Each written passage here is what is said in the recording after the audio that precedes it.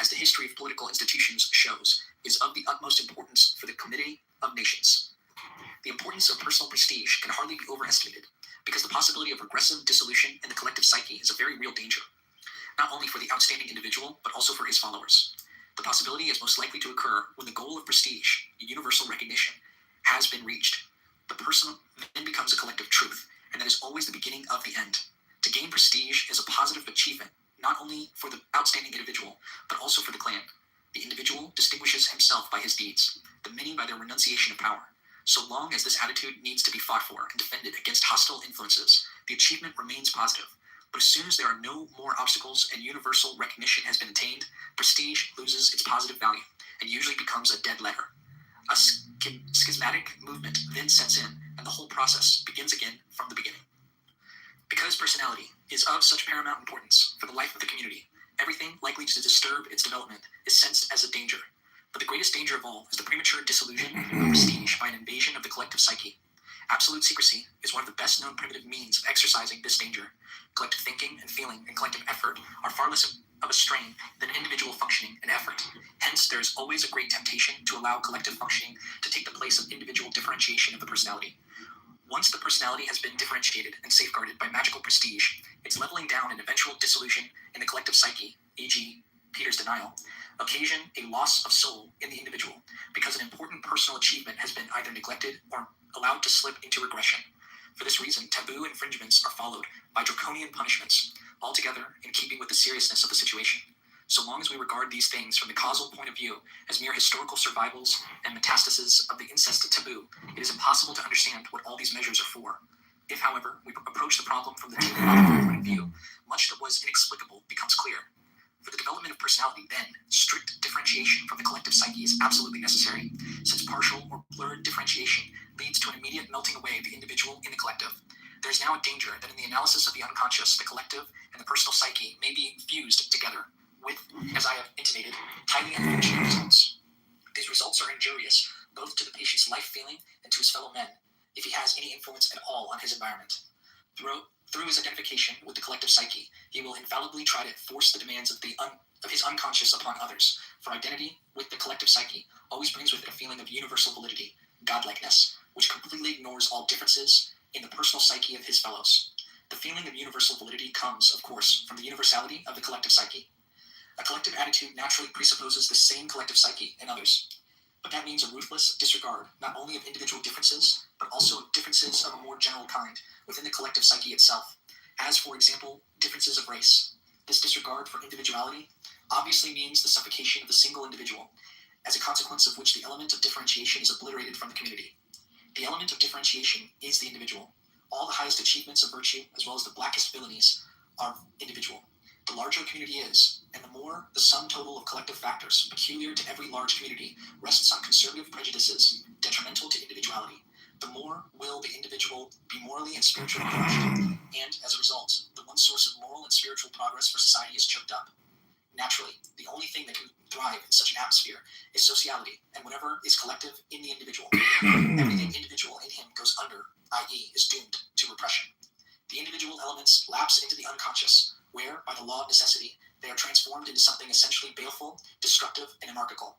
Socially, this evil principle shows itself in the spectacular crimes, regicide and the like, perpetuated by certain prophetically inclined individuals, but in the great mass of the community, it remains in the background, and only manifests itself indirectly in the inexorable moral degeneration of society.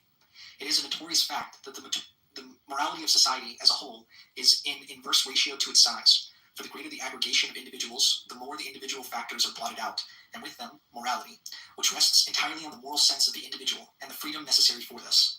Hence, every man is, in a certain sense, unconsciously a worse man when he is in society than when acting alone, for he is carried by society and to that extent relieved of his individual responsibility. Any large company composed of wholly admirable persons has the morality and intelligence of an unwieldy, stupid, and violent animal. The bigger the organization, the more unavoidable is its immorality and blind stupidity. Senatus bestia, senatores boni viri. Society, by automatically stressing all the collective qualities in its individual representatives, puts a premium on mediocrity, on everything that settles down to vegetate in an easy, irresponsible way. Individuality will inevitably be driven to the wall. This process begins in school, continues at the university, and rules all departments in which the state has a hand. In a small social body, the individuality of its members is better safeguarded, and the greater is their relative freedom and the possibility of conscious responsibility. Without freedom, there can be no morality. Our admiration for great organizations dwindles when once we become aware of the other side of the wonder, the tremendous piling up and accentuation of all that is primitive in man, and the unavoidable destruction of his individuality in the interests of the monstrosity that every great organization in fact is. The man of today, who resembles more or less the collective ideal, has made his heart into a den of horrors, as can easily be proved by the analysis of his unconscious, even though he himself is not in the least disturbed by it. And insofar as he is normally adapted to his environment, it is true that the greatest infamy on the part of his group will not disturb him so long as the majority of his fellows steadfastly believe in the exalted morality of their social organization. Now, all that I have said here about the influence of society upon the individual is identically true of the influence of the collective unconscious upon the individual psyche, but it, as is apparent from my examples, the latter influence is as invisible as the former is visible. Hence, it is not surprising that its inner effects are not understood, and those to whom such things happen are called pathological freaks and treated as crazy. If one of them happened to be a real genius, the fact would not be noted until the next generation or the one after. So obvious does it seem to us that a man should drown in his own dignity, so utterly incomprehensible that he should seek anything other than what the mob wants, and that he should vanish permanently from view in this other. One could wish both of them a sense of humor, that, according to Schopenhauer, truly divine attribute of man, which alone befits him to maintain his soul in freedom. The collective instincts and fundamental forms of thinking and feeling, whose activity is revealed by the analysis of the unconscious, constitute, for the conscious personality, an acquisition which it cannot assimilate without considerable disturbance.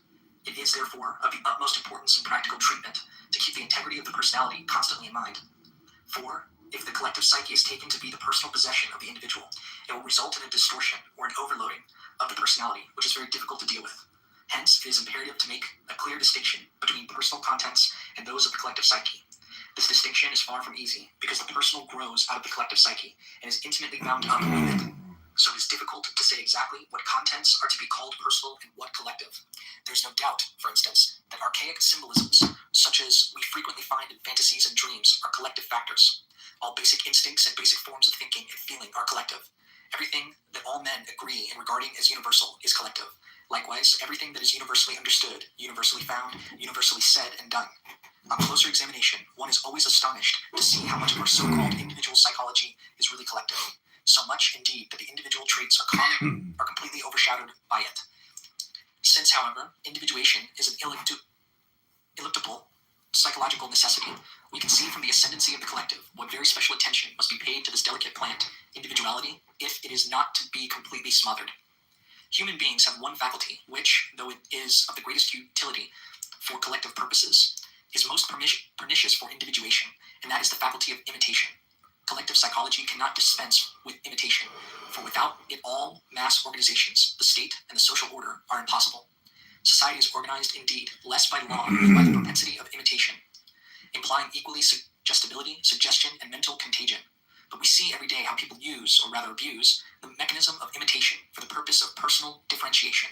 They are content to ape some eminent personality, some striking characteristic or mode of behavior, thereby achieving an outward distinction from the circle in which they move. We can almost say that as a punishment for this, the uniformity of their minds with those of their neighbors, already real enough, is intensified into an unconscious, compulsive bondage to the environment. As a rule, these specious attempts at individual differentiation stiffen into a pose. The imitator remains the same level as he always was, only several degrees more sterile than before. To find out what is truly individual in ourselves, profound reflection is needed, and suddenly we realize how uncommonly difficult the discovery of individuality is. 3. The persona as a segment of the collective psyche. In this chapter we come to a problem which, if overlooked, is liable to cause the greatest confusion. It will be remembered that in the analysis of the personal, unconscious, the first things to be added to consciousness are the personal contents, and I suggested that these contents, which have been repressed but are capable of becoming conscious, should be called the personal unconscious. I also showed that to annex the deeper layers of the unconscious, which I have called the collective unconscious, produces an enlargement of the personality leading to the state of inflation. This state is reached by simply continuing the analytical work, as in the case of the young woman discussed above, But continuing the analysis, we add to the personal consciousness certain fundamental, general, and impersonal characteristics of humanity, thereby bringing about the inflation I have just described, which might be regarded as one of the unpleasant consequences of becoming fully conscious. From this point of view, the conscious personality is a more or less arbitrary segment of the collective psyche. It consists in a sum of psychic facts that are felt to be personal. The attribute personal means pertaining exclusively to this particular person. A consciousness that is purely personal stresses its proprietary and original right to its contents with a certain anxiety, and in this way seeks to create a whole. But all those contents that refuse to fit into this whole are either overlooked and forgotten or repressed and denied. There is one way of educating oneself, but it is too arbitrary and too much of a violation. Far too much of our common humanity has to be sacrificed in the interests of an ideal image into which one tries to mold oneself. Hence, these purely personal people are always very sensitive, for something may easily happen that will bring into consciousness an unwelcome portion of their real individual character. This arbitrary segment of collective psyche, often fashioned with considerable pains, I have called the persona. The term persona is really a very appropriate expression for this, for originally it meant the mask once worn by actors to indicate the role they played. If we endeavor to draw a precise distinction between what psychic material should be considered personal and what impersonal, we soon find ourselves in the greatest dilemma. For, by definition, we have to say of the persona's contents that we have said of the impersonal unconscious, namely that it is collective. It is only because the persona represents a more or less arbitrary and fortuitous segment of the collective psyche that we can make the mistake of regarding it in toto as something individual. It is, as its name implies, only a mask of the collective psyche, a mask that feigns individuality, making others and oneself believe that one is individual, whereas one is simply acting a role through which the collective psyche speaks. When we analyze the persona, we strip off the mask and discover that what seemed to be individual is at bottom collective. In other words, that the persona was only a mask of the collective psyche. Fundamentally, the persona is nothing real. It is a compromise between individual and society as to what a man should appear to be. He takes a name, earns a title, exercises a function, he's this or that. In a certain sense, all of this is real, yet in relation to the essential individuality of the person concerned, it is only a secondary reality, a compromise formation, in making which others have a greater share than he. The persona is a semblance, two-dimensional reality, to give it another name. It would be wrong to leave the matter as it stands, without at the same time recognizing that there is, after all, something individual in the peculiar choice and delineation of the persona, and that despite the exclusive identity of the ego consciousness, with the persona, the unconscious self, one's real individuality, is always present and makes itself felt indirectly if not directly. Although the ego consciousness is at first identical with the persona, that compromise role in which we parade before the community, yet the unconscious self can never be repressed to the point of extinction. Its influence is chiefly manifest in the special nature of the contrasting and compensating contents of the unconscious. The purely personal attitude of the conscious mind evokes reactions on the part of the unconscious, and these, together with personal repressions, contain the seeds of individual development in the guise of collective fantasies. Through the analysis of the personal unconscious, the conscious mind becomes suffused with collective material, which brings with it the elements of individuality. I am well aware that this conclusion must be almost unintelligible to anyone not familiar with my views and technique, and particularly so to those who habitually regard the unconscious from the standpoint of Freudian theory. But if the reader will recall my example of the philosophy student, he can form a rough idea of what I mean. At the beginning of the treatment, the patient was quite unconscious of the fact that her relation to her father was a fixation, that she was therefore seeking a man like her father, whom she could then meet with her intellect. This in itself would not have been a mistake if her intellect had not had that peculiarly protesting character, such as is unfortunately often encountered in intellectual women. Such an intellect is always trying to point out mistakes in others. It is preeminently critical, with a disagreeable personal undertone, yet it always wants to be considered objective. This invariably makes a man bad-tempered, particularly if, as it so often happens, the criticism touches on some weak spot, which, in the interests of fruitful discussion, were better avoided. But far from wishing the discussion to be fruitful, it is the unfortunate peculiarity of this feminine intellect to seek out a man's weak spots, fasten on them, and exasperate him. This is not usually a conscious aim, but rather has the unconscious purpose of forcing a man into a superior position, and thus making him an object of admiration. The man does not, as a rule, notice that he is having the role of the hero thrust upon him. He merely finds her taunts so odious that in future he will go a long way to avoid meeting the lady. In the end, the only man who can stand her is the one who gives in at the start, and therefore has nothing wonderful about him. My patient naturally found much to reflect upon in all this, for she had no notion of the game she was playing. Moreover, she still had to gain insight into the regular romance that had been enacted between her and her father ever since childhood. It would lead us too far to describe in detail how, from her earliest years, with unconscious sympathy, She had played upon the shadow side of her father, which her mother never saw, and how, far in advance of her years, she became her mother's rival. All this came to light in the analysis of the personal unconscious, since, if only for professional reasons, I could not allow myself to be irritated. I inevitably became the hero and father-lover. The transference, too, consisted at first of contents from the personal unconscious. My role as a hero was just a sham, and so, as it turned me into the merest phantom, she was able to play her traditional role of the supremely wise, very grown-up, all-understanding mother, daughter, beloved. An empty role, a persona behind which her real and authentic being, her individual self, lay hidden. Indeed, to the extent that she at first completely identified herself with her role, she was altogether unconscious of her real self. She was still in her nebulous, infantile world, and had not yet discovered the real world at all. But as, through progressive analysis, she became conscious of the nature of her transference, the dreams I spoke of in Chapter 1 began to materialize. They brought up bits of the collective unconscious, and that was the end of her infantile world and of all the heroics. She came to herself into her own real potentialities. This is roughly the way things go in most cases, if the analysis is carried far enough. That the consciousness of her individuality should coincide exactly with the reactivation of an archaic God image is not just an isolated coincidence, but a very frequent occurrence, which in my view corresponds to an unconscious level. After this digression, let's go back to our earlier reflections. Once the personal repressions are lifted, the individuality and the collective psyche begin to emerge in a coalescent state, thus releasing the hitherto repressed personal fantasies. The fantasies and dreams which now appear assume a somewhat different aspect. An infallible sign of collective images seems to be the appearance of the cosmic element, i.e. the images in the dream or fantasy are connected with cosmic qualities, such as temporal and spatial infinity, enormous speed, and extensions of movement. Astrological associations, telluric, lunar, and solar analogies, changes in the proportions of the body, etc. The obvious occurrence of mythological and religious motifs in a dream also points to the activity of the collective unconscious. The collective element is very often announced by peculiar symptoms, as for example by dreams where the dreamer is flying through space on a comet, or feels that he is the earth, or the sun, or a star, or else is of immense size, or dwarfishly small, or that he is dead, is in a strange place, is a stranger to himself, confused, mad, etc. Similarly, feelings of disorientation, of dizziness, and the like may appear along with symptoms of inflation. The forces that burnt out of the collective psyche have a confusing and blinding effect. One result of the dissolution of the persona is a release of involuntary fantasy, which is apparently nothing else than the specific activity of the collective psyche. This activity throws up contents whose existence one had never suspected before. But as the influence of the collective unconscious increases, so the conscious mind loses its power of leadership. Imperceptibly becomes the lead, while an unconscious and impersonal process gradually takes control. Thus, without noticing it, the conscious personality is pushed about like a figure on a chessboard by an invisible player.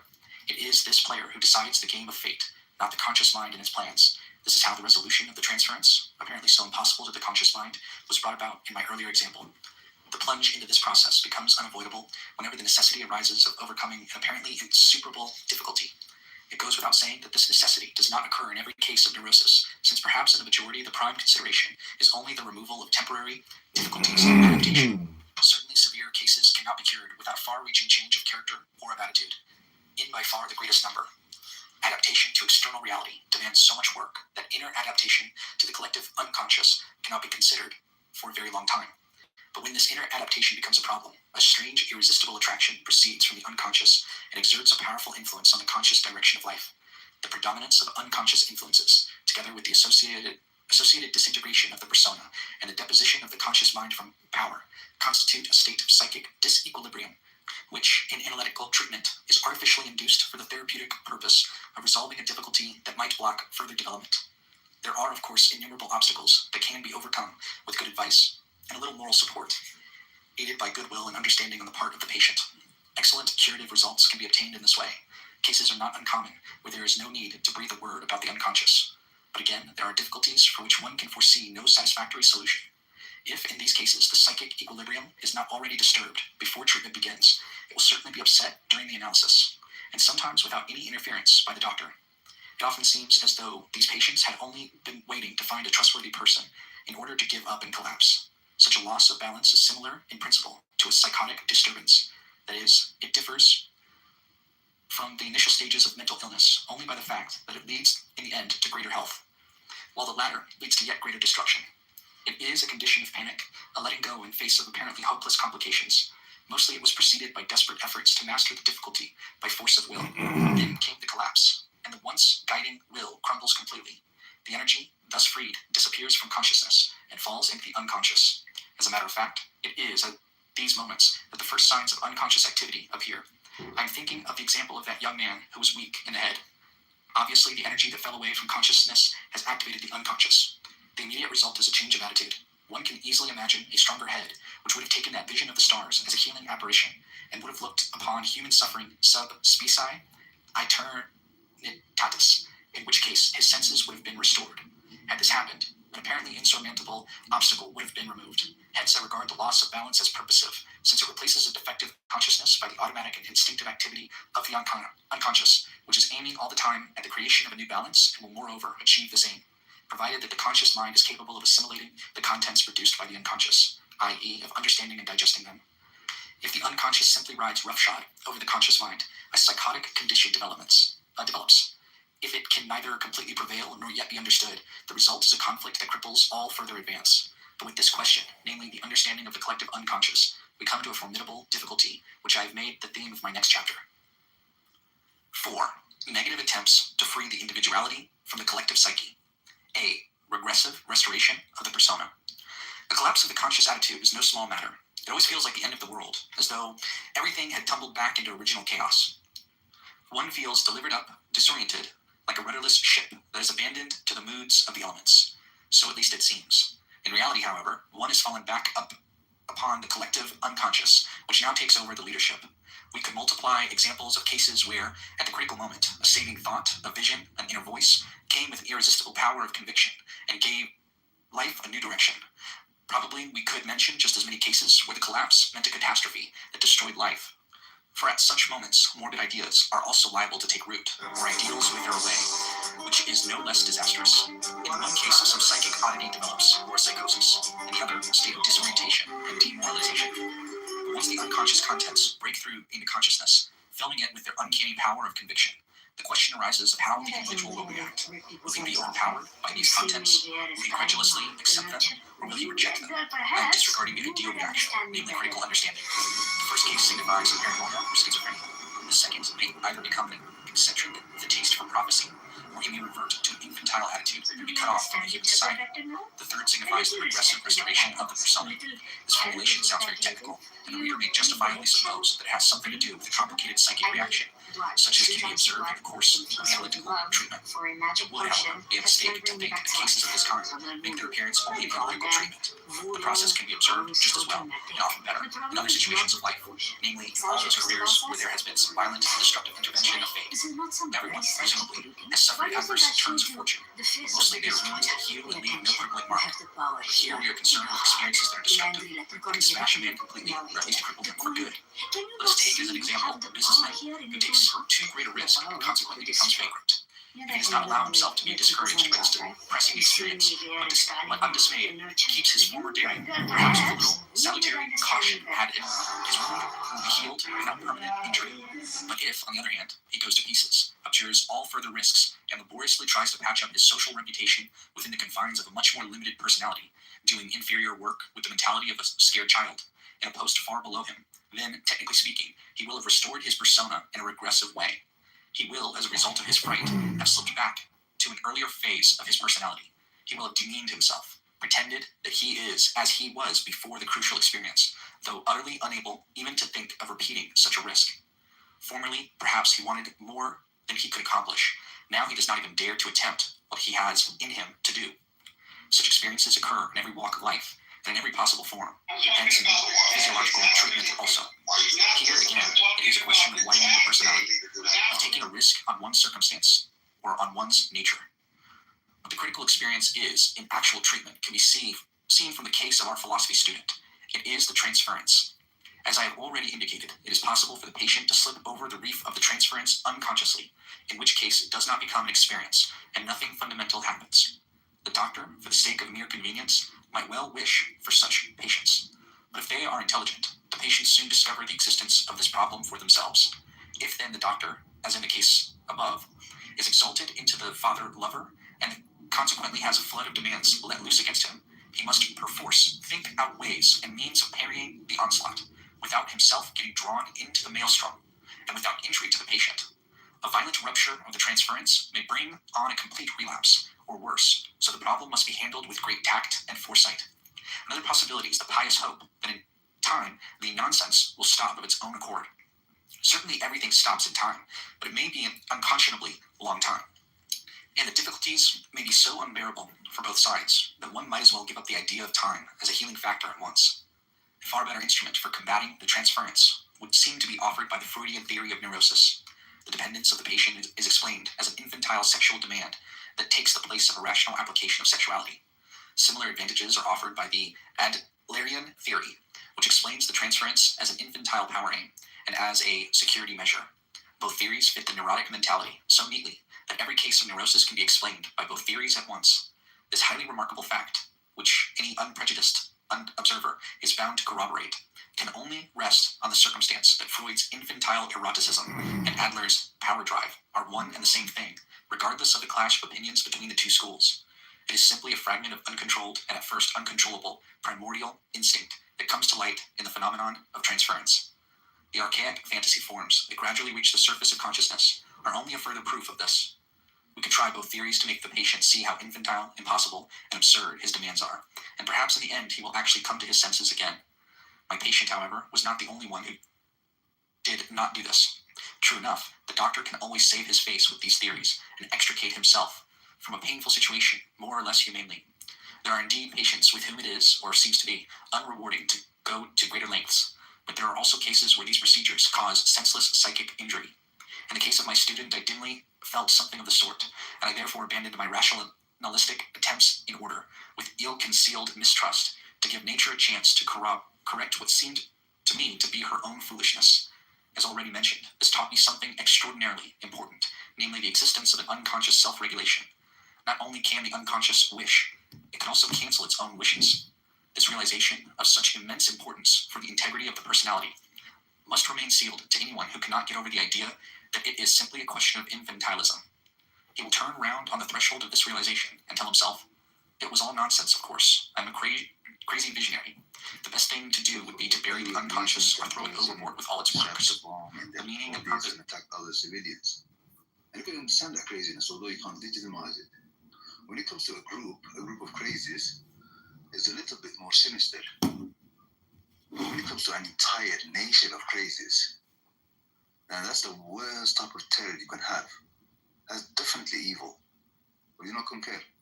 Let's put it in context.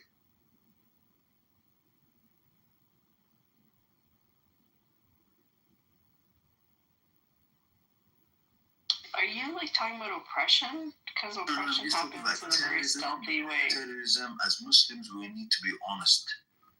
And so we need to be honest witnesses. So when we're talking about a subject, we can't just talk about it just to suit our favor and interest. We need to bring the whole thing out.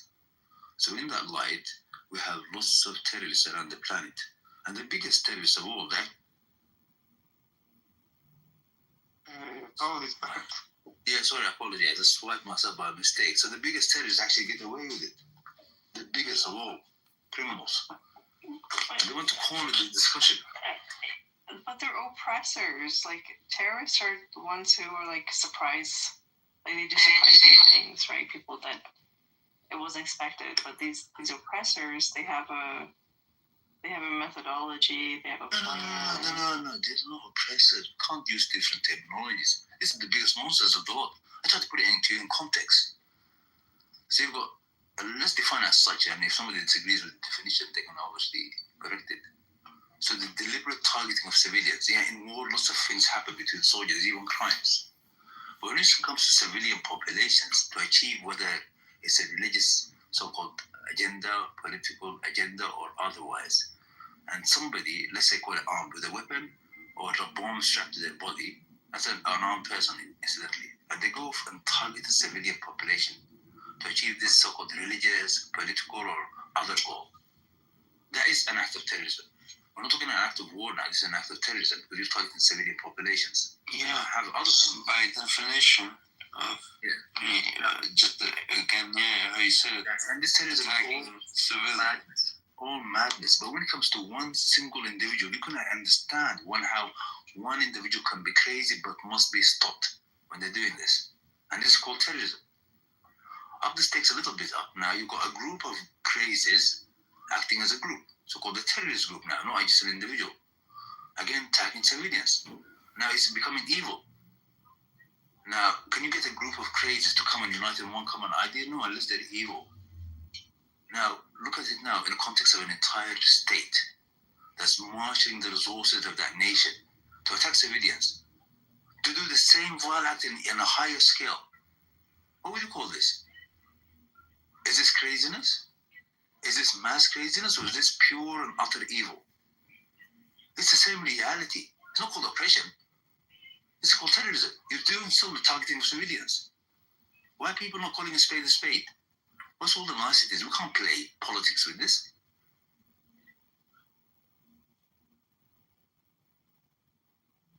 But is it because the biggest terrorists actually on the planet happen to be nations? Salaman, salaman.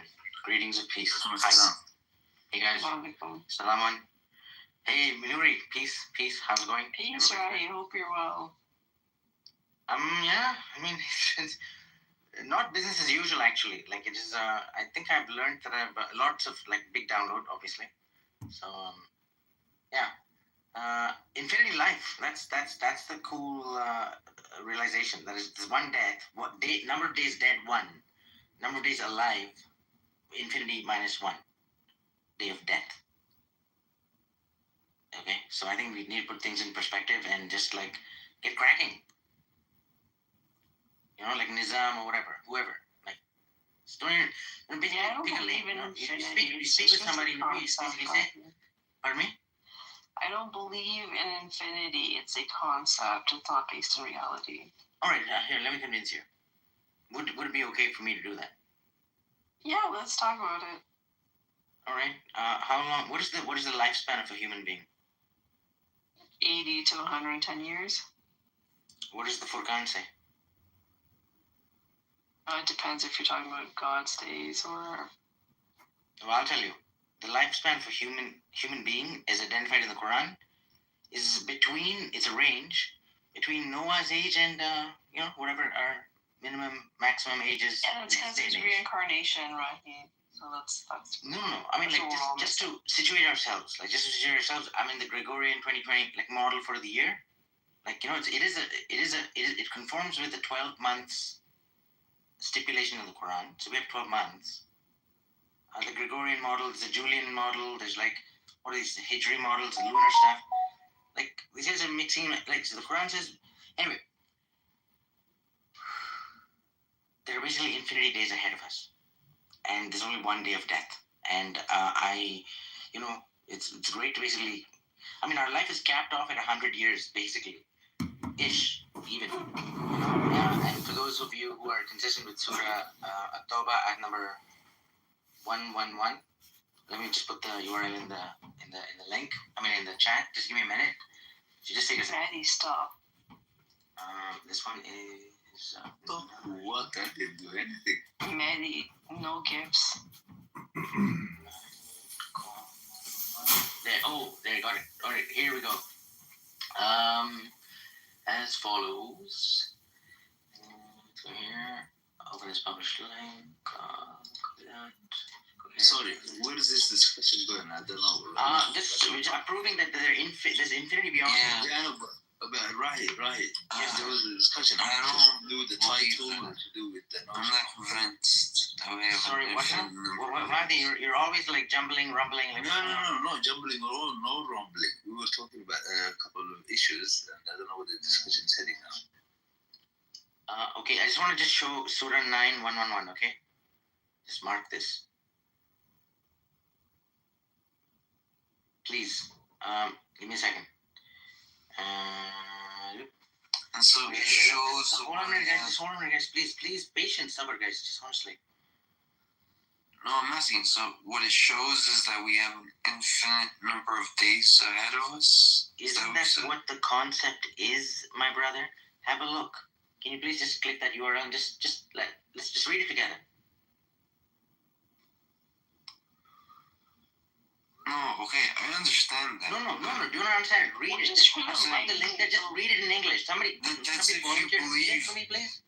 You already believe in like an afterlife or something like that. You don't have any yukinun about the Akhirah?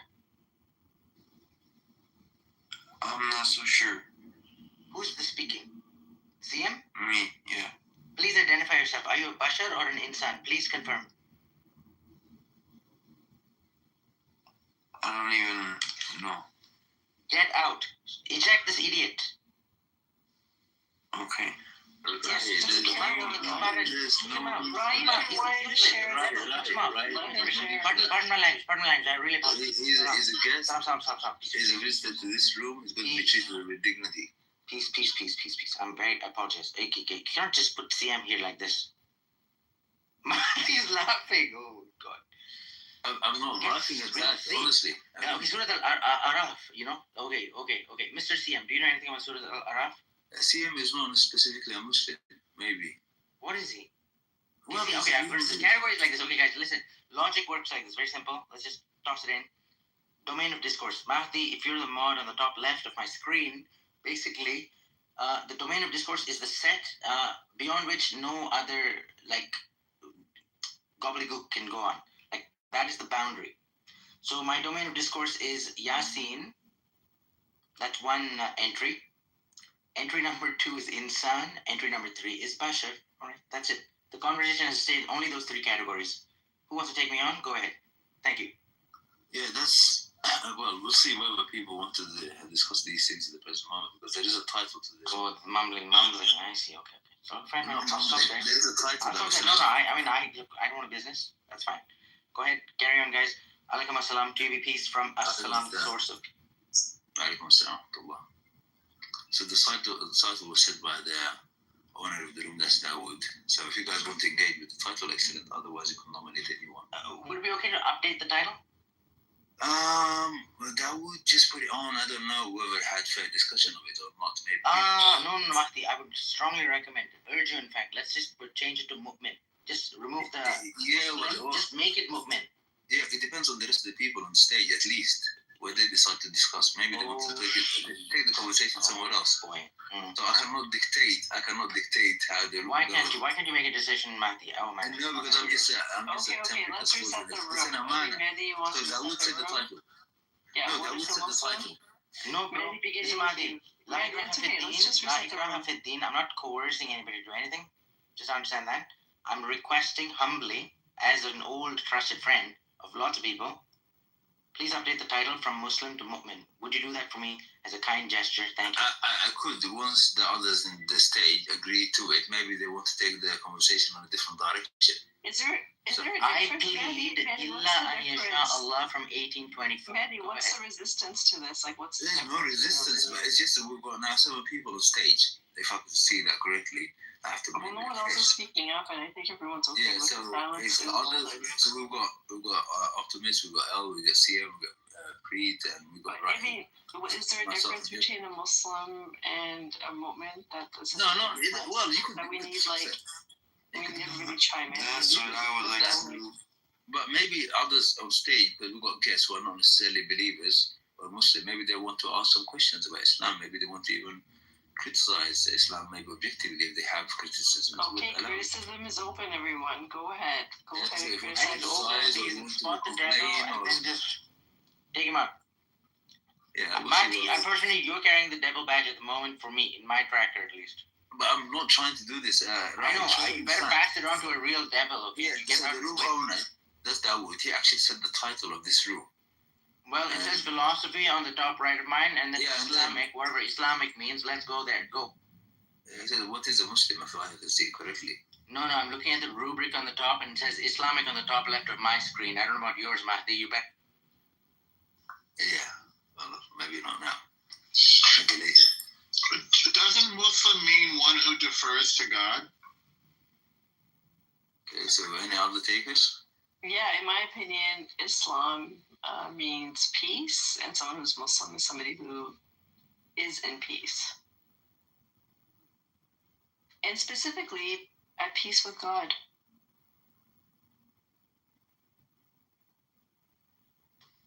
Yeah, so does anyone comment? I had heard that Islam was, I think, the submission to the will of God or something like that.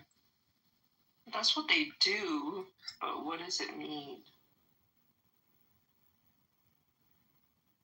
What does that mean? That would have huge implications. So somebody not only recognizes. Yeah, I mean, I don't know if there's one answer. I'm pretty sure most Muslims decide that for themselves. Mahdi, the only escape route for you, Druid, I'm telling you right now, is Surah Al-Araf. And like, if you're really already there, then nights, we're all racing to the Jannah there. Then, yeah, that's the only, I don't know how. Yeah, but right, I don't then know again, what I could say, but you have to take into consideration the people on stage and the people in the room. whatever, man. Don't If you even want tolerate to- any bullshit. Like, if you see a devil, you just cut him. Fuck him off. I mean, sorry, pardon the language. I don't see devils. Not everybody has to be cognitive of who's on stage and who's in the audience. It's called he uses some good words. He taught me ma'ana today, which is like the trust, okay? That was like very, very valuable drop. Mashallah, Mandy, mashallah. So he dropped it at the right time and everything. It was really good. So, Nuri, here's one follow-up link for you and others really on the screen. I mean, on the page. To please check this one out. I think you guys will have a blast, really. Just hit the URL on the bottom. You'll see. If you don't mind, may I read it? All right. Alaikum assalam. To you be peace from the source of peace. I'm going to recite Surah 91, English translation. And A'udhu Billah, I seek refuge with Allah from the whispers of the shaitan, etc. and all the devils and everything. Ya Rabbil Alameen. Okay, so it says, with the name of Allah Rahman Rahim, and the sun and her morning. The entire surah has this feminine aspect, which is interesting for those of you who are not, up to speed on the Quran. And I don't know if judgment is upon us or not, kind of thing. I'm like at that edge, kind of thing. So, and the sun and her morning, and the moon when revolves around her, the day when glorifies her, and the night when it covers her, and the heaven or Samawat, I wonder, and what constructed her, and the earth and what levels her, a soul and what shaped her. Like, in Surah An-Nisa, ayat number 1, it's a soul is like her. So just because the word is feminine, it doesn't necessarily mean female. Yeah. I mean, like, it's sort of like a feminine energy. It's the one that produces or brings life and creates something. Like, these are what the feminine does versus the male who provides or injects or brings. I clicked on the link, and they're specifically talking about like Mother Earth, so they mean it in that sense. What about the sun? I'm talking about the parts where they keep talking about her and her and her. Eventually, they say who her is, and they say Mother Earth. Nobody.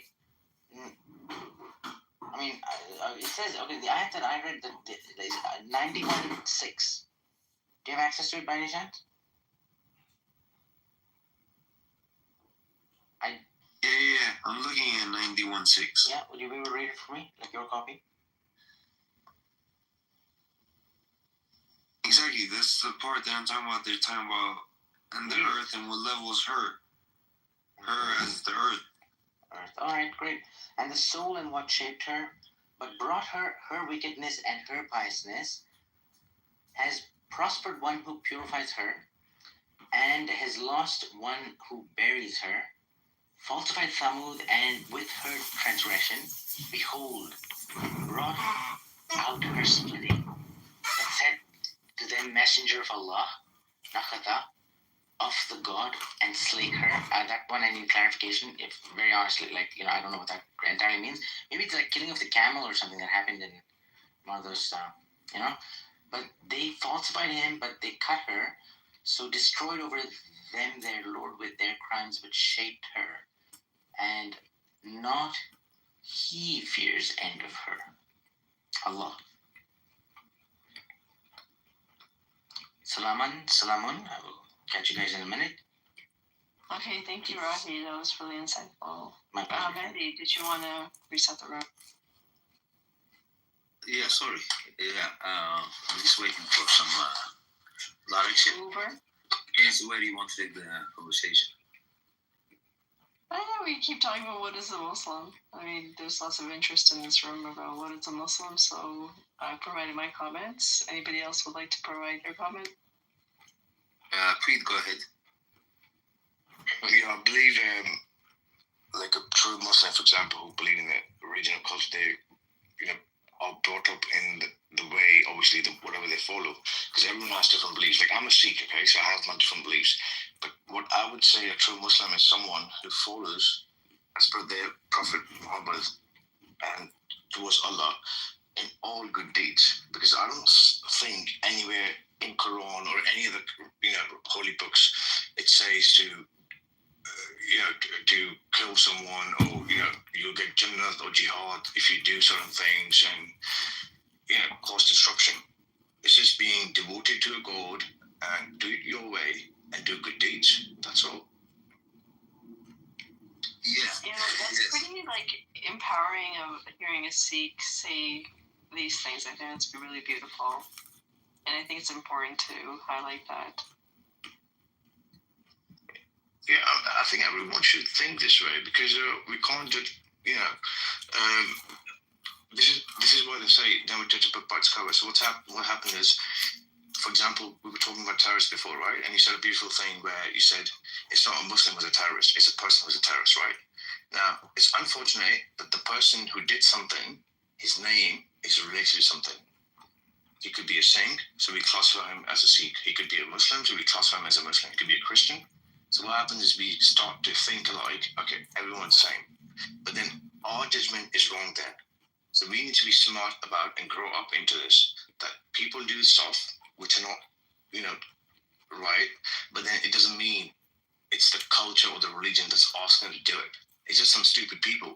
And for example, this terrorist act, it's for no one's use. It's for people who even brainwash people, right? It's for their own personal gain. So no one's there. It's not for like a country's gain. It's for their own personal gain. Yeah, but the sad thing when it comes to Islam, it seems like there's like a global conspiracy by some to relegate the entire subject of terrorism just to Islam and Muslims, which is a bit strange, actually. Yeah, because I think the fact about this is because unfortunately, most of the terrorist attacks which has happened has been in this era. For example, 90s and in this decade we are living in, it's been by the people who were with that religion. And unfortunately, we are so stupid to believe, because we don't understand these are the people who did it. This is an individual who's done it. But we, because of their religion, we classify them, the Islam or Muslims that do this. We need to grow up into this.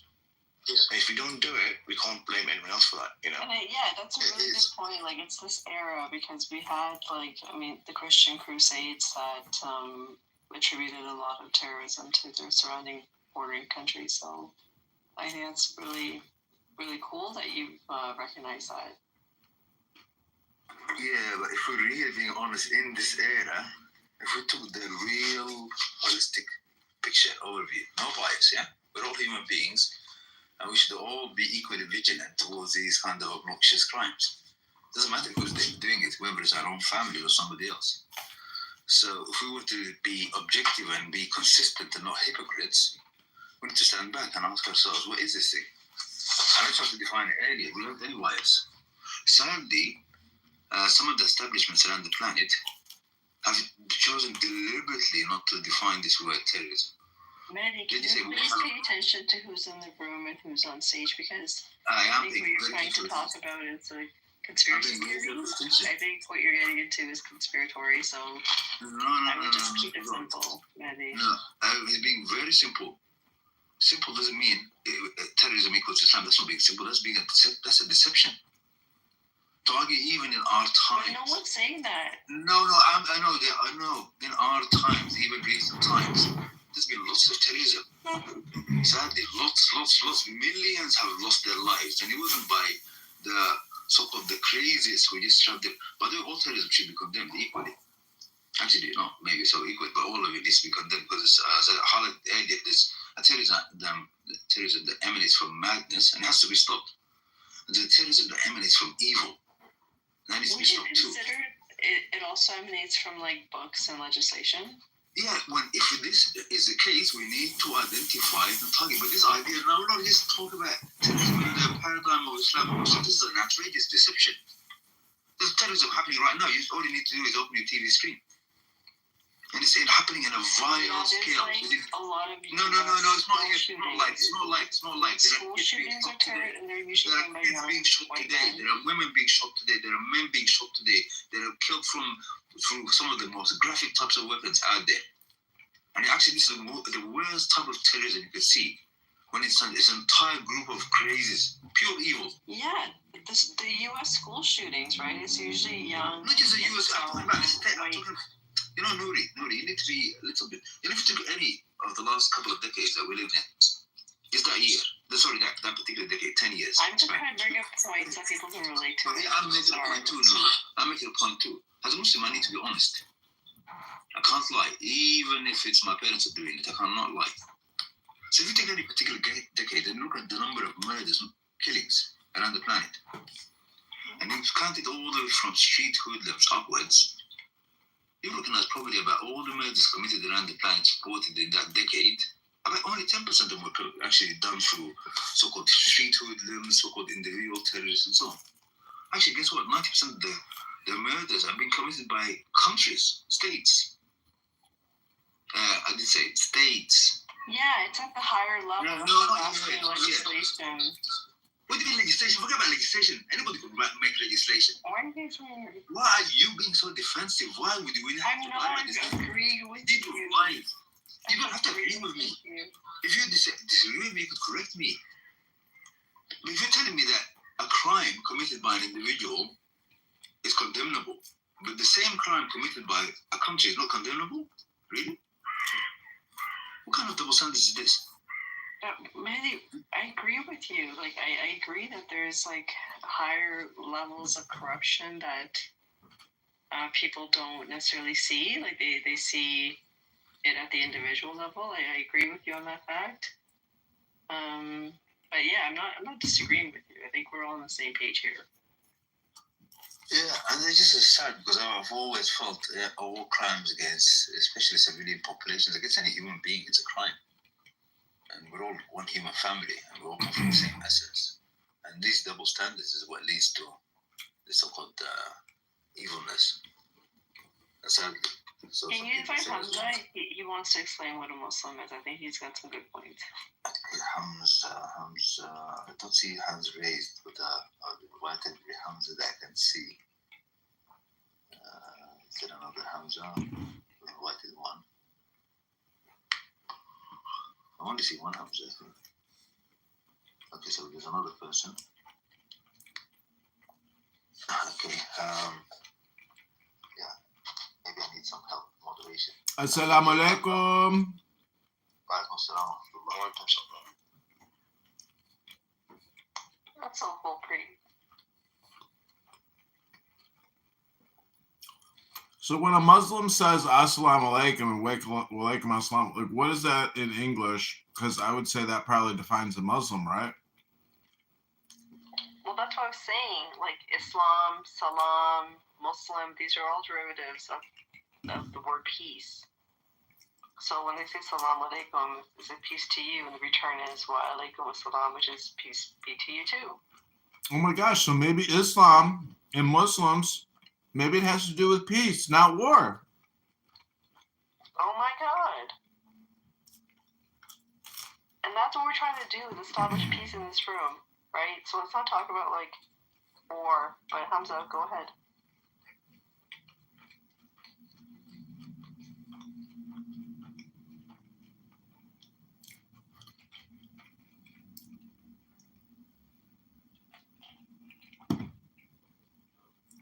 Hamza, you're on mute. We can't hear you.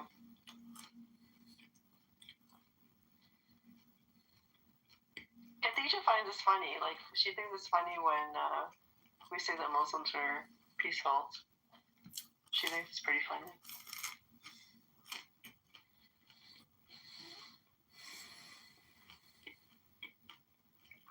fast way it's been funny. I think it's good because they are peaceful.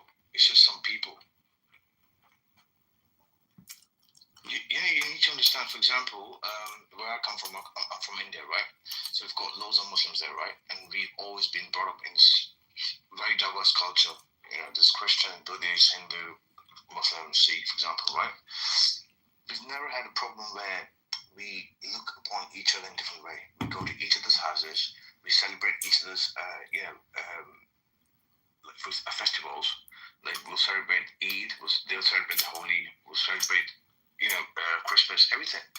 And in just some places where people think or say, they need to have a kind of majority because it's good for their religion, it's bullshit. Because the Quran, obviously, was, I think, scripted in Arabic, right?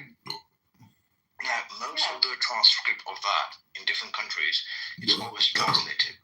And you need to understand, when it's translated, this is why what the gurus come in between. When we ask who the gurus are people who convert and explain the meaning of the real thing. Now, imagine there's a person who people believe in, and he's, translating it in a very different way. People are going to believe him because they don't have their own brains. They don't understand that you need to understand the thing yourself and try to make sense out of it. But we just are foolish and we just follow people. Like, for example, imagine when you were a little kid, maybe when you were in 10th grade or whatever, you had your friends, and some might be naughty and all that, and then you had a best friend who wanted to do something, and you not thinking about what's going to happen, you just follow them. It happens, isn't it? We do that.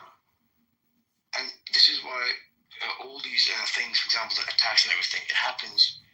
The people who do it, they're below 40 years of age because they just follow other people, what they say. They don't use their brain and try to understand the thing. And this is a fact. There's 70% of the crimes committed by the people of the age below 40 years of age. It's interesting that you brought that age 40 because it's also mentioned in the Quran. Like, there's some significance about the age of 40 that people reach a spiritual maturity. Exactly. Yeah, it's beautiful. Because when you're in your 40s, there are some people. Yeah, but what about Muhammad? 30s, Muhammad he was trying to overthrow Christianity.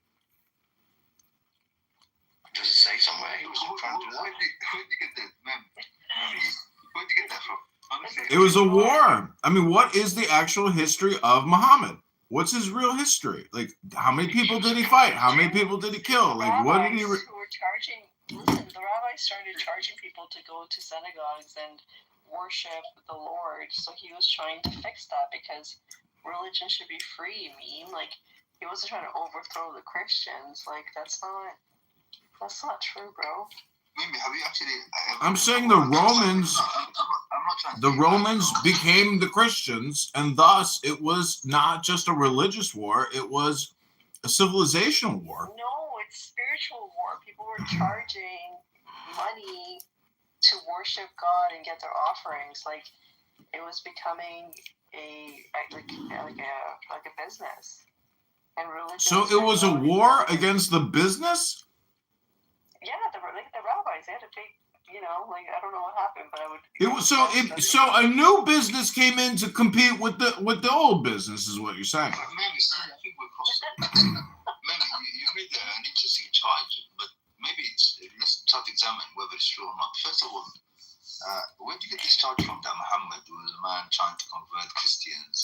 I'm just saying, what is the history? Like, how many battles? Like, what are the years? What are the battles? And then what was the successive dynasty? Because Muhammad created a dynasty.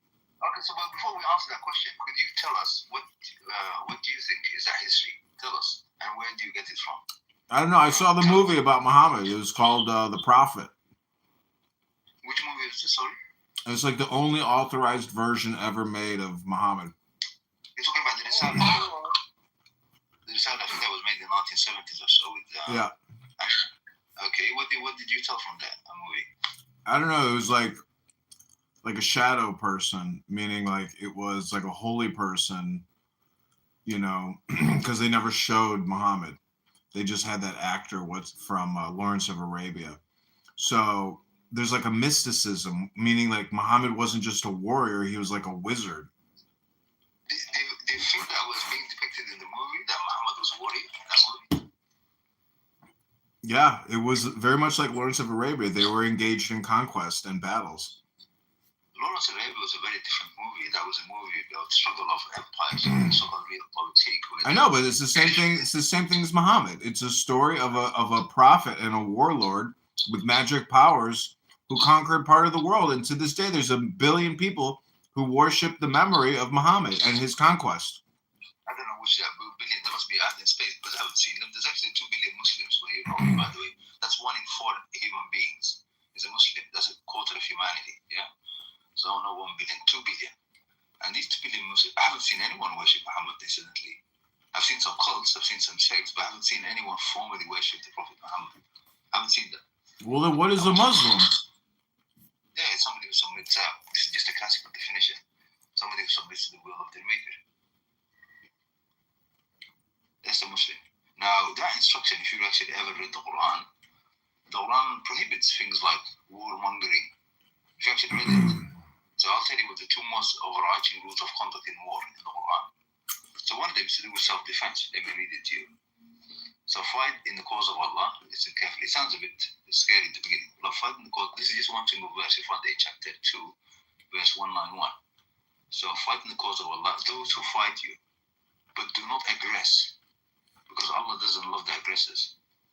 So this is a rule. But what? Noria said it's the new business taking over the old business. Yeah, brother, it's nothing to do with business. Listen to the verse. It doesn't mention anything about business. I don't know where you're getting business from. It's quite simple, isn't it? No, Nori said that it became a business. They were selling. That's what you said. No, that's what you said. Let me tell you. All I said was that there's rabbis who were charging people. Yeah, rabbis were charging for God. And so a new God business came in and said, hey, you guys are doing too much business. We got a better business. It's now our turn to take over the God business. Brother, there is nobody who can take over the God business. It's not for sale or for stocks or shares. There's no such thing as a God business. I know, but if you want to participate in my God business, you got to pay me. But what business? No, he took the business away. There's no business. No business. Oh, so he took away the business. Do you watch a movie and be like, oh, wow, this is like completely factual and this must be so... You're getting your information from a 1970s movie. It's the only authorized version of Muhammad ever made. But you're relying on a movie to form... Are you saying it's not an accurate film? Because historically it had to get approved by the Islamic scholars at the time. I'm not sure about that, but if you should Google it and read the story about the movie and how significant it is in terms of Islam and Muhammad. Okay, sure. But if you think about it, when we talk that it becomes a business, you need to understand one thing. For example, like when you go to a dargah, right? Or you go to a temple or something, or you go to a church. Sometimes people take candles in church, people would take a chadar in the dargah, and people would put some money in when they go to a gurdwara, for example. They do it because they want to do it. But it's just we have misinterpreted that we have to do it because God wants us to do this. So if people say that, that's wrong. But people do it because they want to do it. So it's not business, it's just people's belief. And no one's belief is wrong. Yeah, it's not this question of people wanting to do. I mean, there are certain things we can't be different on. So let's assume you were standing there, let's say, in the Civil War or any other war, and there's, let's say, it's a monstrous organization. Because usually the monstrous Why are we organization... going to war again, Mehdi? What are you doing? I'm just highlighting a reality about indifference. So when people sometimes feel compelled to act.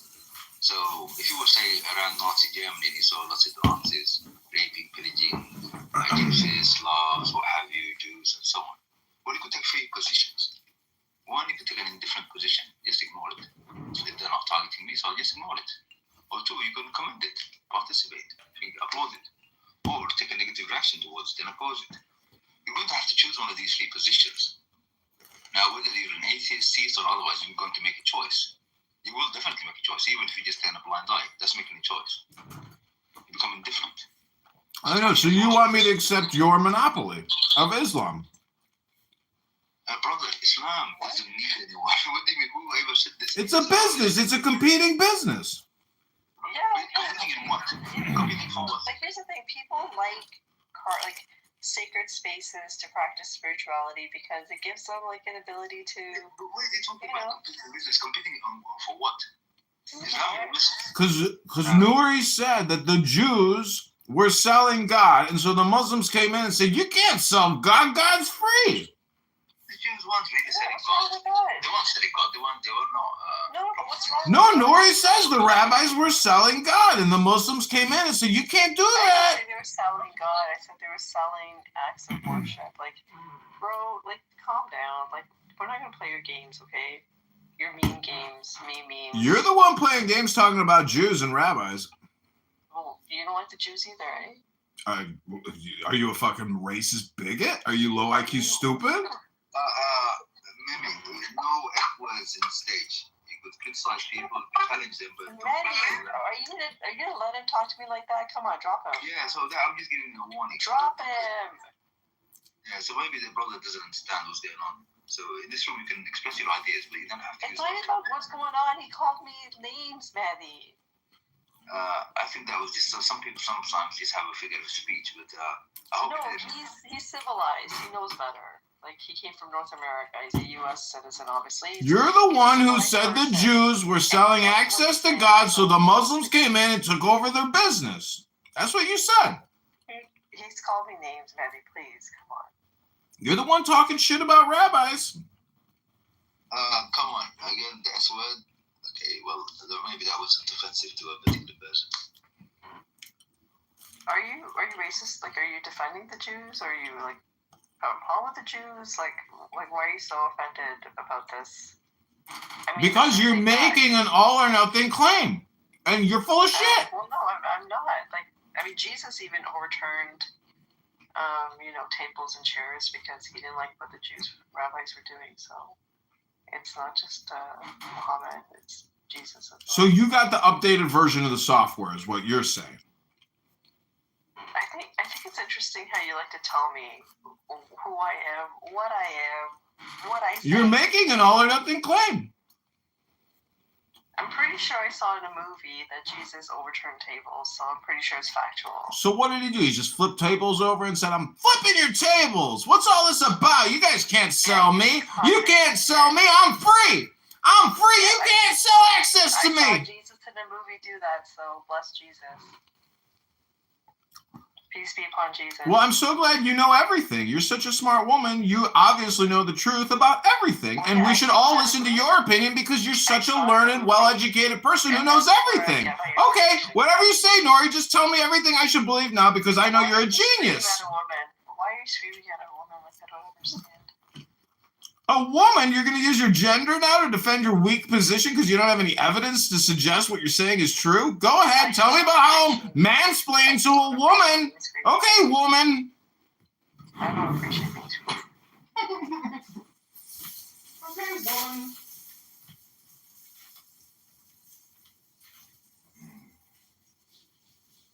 You informed your information, like your thoughts and reality on a movie.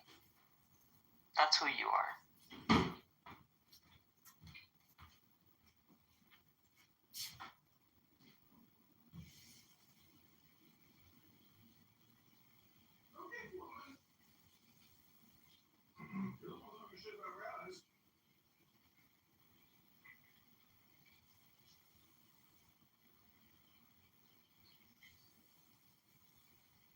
And this is coming from a civilized nation. This is who you're representing. The great America. You do realize women also have the potential to be evil, right? I mean, within you, you're not like all good, right? Everybody has like a dosage of being a bad person. Yeah, I'm not the one screaming. I know, but you're also the one asserting that you're the smartest person in the world. Apparently, everybody should believe what you believe. Should we talk about equal rights right here? Should we move the Yeah, I definitely believe men and women are equally good or equally bad. Definitely. Yeah, women can oppress men, and women can be abusers of men. Just whatever men can do, women can do. I promise you that. Yeah, so maybe that's your problem. Maybe you've been scolded by a woman. And that's why you can't stand when women speak to you.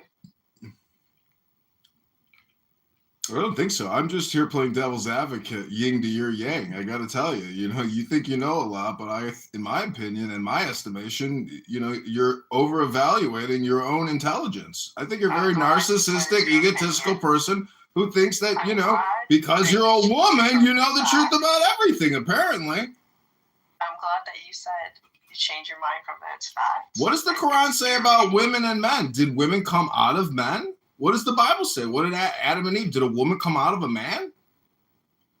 Bro, I'm glad you changed your mind. Brah. Yeah, you're so beta. You're so alpha, Nori. Thank you. I mean, maybe you should go to Gaza and fight with the Palestinians since you support that form of Islam. Yeah, if somebody pays my ticket and gives me some, I'll do it. Well, you're willing to become a terrorist. Amazing. Wait, maybe. What do you think of that since you mentioned it? So you think the Palestinians are terrorists or the victims of terrorism? You mean the people holding hostages with AK-47s? I'd call them terrorists. So people holding hostages will be terrorists. Is that the case? Do you know how many hostages are held by Israel? I don't know. I'm talking about Gaza and the terrorists that are holding hostages in Gaza.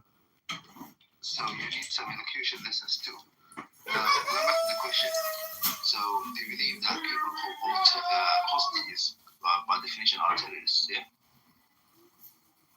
In which case you just define the state of Israel to be a terrorist nation, because they're holding probably about 100 times more hostages than the so-called Hamas terrorists. No, they're just defending themselves. When they do the exact same thing, it's completely all right.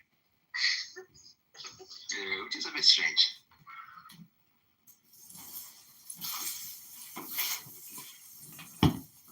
Yeah, I thought Islam stood for peace. I'm just saying, why did they attack on October 7th if Islam's all about peace? What channel did you watch to get your information from? Al Jazeera. It's Al Jazeera. Oh, I thought it was, sorry, I didn't know. Yeah, you're a pervert. You're the one thinking dirty thoughts, calling me a pervert.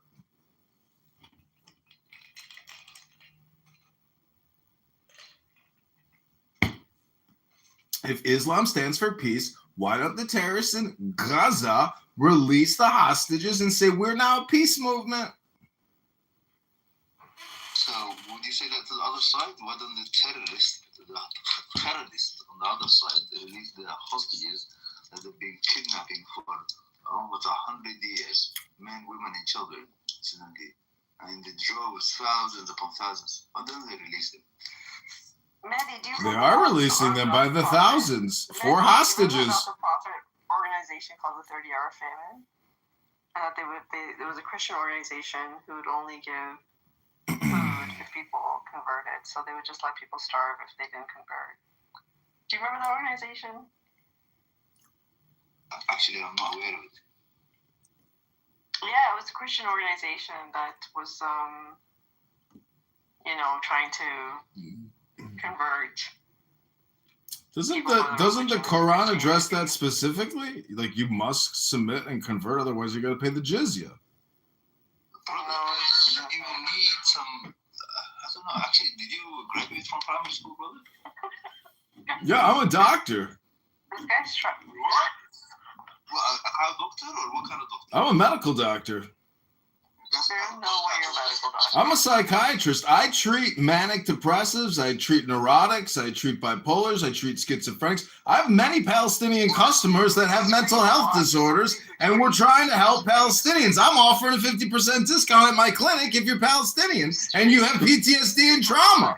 Do you scream at your clients, like your patients, like when you don't? Do you want to come into my clinic and find out how I'll treat you? Come on in. I'll give you a 50% coupon. Coupon is free Palestine. Can you also give me an additional 40% discount for my Canadian currency? Oh, you have socialized medicine up there. In my clinic, we take walk-ins.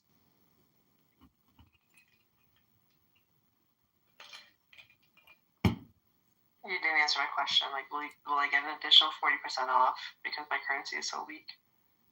I'll give you 45% off. On top of the 50. Done. Just don't complain on Yelp after you're unsatisfied. Thank you very little. And who can I report you to once I realize I'm unsatisfied with my treatment? I don't know. Go to the gym and read a book. When was the last time you went to the gym? I rest my case.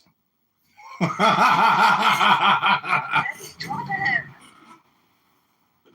maybe we'll give him some counseling before he goes to the audience. You got to go to the gym too, Mahdi. You can't conquer the ancient world unless you're fit and physically well. Why you guys suffer from this? It's Mahdi, it's not Mahdi. Aren't you the Mahdi, the prophet? Okay. Anyway, you need some elocution lessons, honestly. We all those as well. I'm just so confused. So what is a Muslim now? Yeah, Mehdi. What is a Muslim, Mehdi? I think Mehdi needs to ask ChatGPT. I think they will probably get more focus there. I'm just saying, Mahdi now. You're gonna let him disrespect you like that? I would take on the two minor insults like that. You know, Nori, at first I thought your PTR was a mosquito, but now I realize you're just a pawn.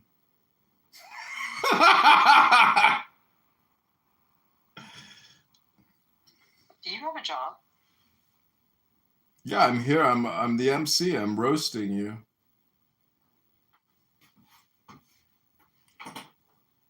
I recently contracted with Mossad through USAID, and I'm here to actually troll potential terrorists like yourself who want to go to Gaza and fight with hummus.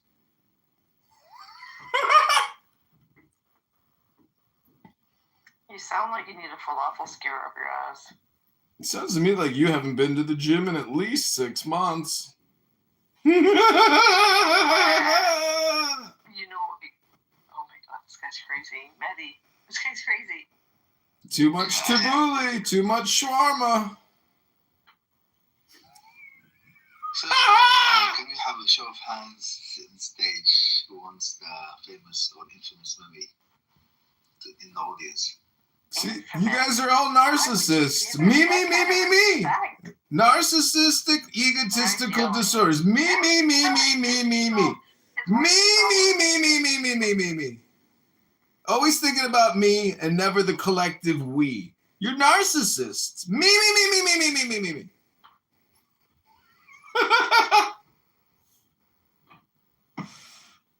So maybe tell us something useful. Stop thinking and end your problems. The more you think, the more you speak, the further from the truth you're going to get. The less of a Muslim you'll become. Meditate on peace instead of your political bullshit. What political bullshit are we propagating? I don't know. Talk to Nora. It's Nuri, by the way. Oh, Nuri. My bad, Nuri. The pawn. Talk to the pawn. The doctor who can't read. She doesn't distribute peace. She's not centered in peace. She's centered in terrorism, war, and diaspora. Whoa, don't talk about it. Now you've got Sheikha Nargis. She's going to listen to me. Hydran.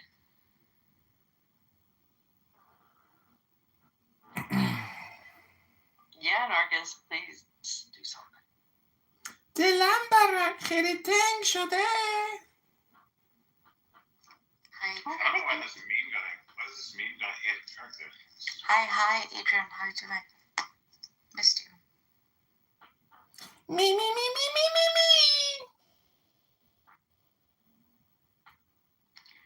Want me to do you another reading of Aleister Crowley? Free me. Pretend like you don't know me. No, I know who you are. I'm just playing around. What are you doing, man, Adrian? I'm debating Muslims. What do you mean? Shut the fuck up. I'm debating potential terrorists, regime changers, people who live with hate in their heart and want violence against poor innocent Jews so they can free Palestine. Duh. These are your best debate points? No, he had a good point. He said that if America is a nation of peace, then why is it going around across the whole globe causing so much pain and war? And nobody really had a good response for it. And so then I asked him if he hated America. He didn't even. He just went on view. I just said me. Yeah, you can't. Anytime somebody breaks the law, especially if you kill somebody, that's the worst violation of the law. There's repercussions. What you mean, America is a Christian nation? No, I mean October 7th, Gaza's attack on the southern area of Israel when they went into the Supernova Festival and killed 1,200 people. There's repercussions for that. No. I'm America first. I don't care about Hannibal Directive. Yeah, but what does that have to do with America? Just saying, Israel is destroying Gaza and killing the Palestinians because of October 7th. It doesn't have anything to do with America. Oh, well then get off the stage, man. This is America first. You gotta Oh, get my off the bad. stage. I didn't know that your hat's cooler than my hat. I guess you got a bigger hat than I do. You gotta go, man. You're not a moderator, Divine Doctor. No, but the moderators. Dr. Divine, your hat is horrific. It looks like a woman's hat, a sombrero. That's not my hat. Okay, Dr. Divine, tell us something truthful then. If Islam is a religion of peace and America is a Christian nation, then how come? Thank God, honestly, thank you, Lord. Greetings of peace to those who deserve peace. And who's this guy? MME, whatever your name is. Listen, dude. Me. Listen to me, Mimi. Only be peace from the source of terror. Comprende? You're gonna give me peace from the source of terror? Capiche, peasant? Capiche? Bet your ass, asshole. Bon voyage. Fuck off. Bon voyage. This isn't. Oh, Mehdi, you make no sense. Nuri, he's here to try to teach you something. He's the Mahdi.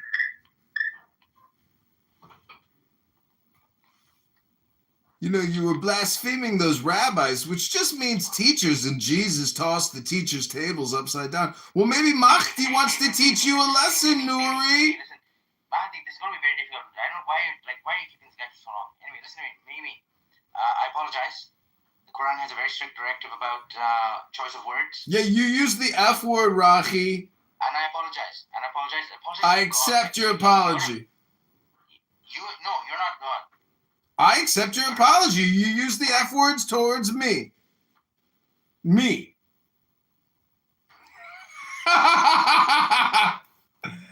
Innani,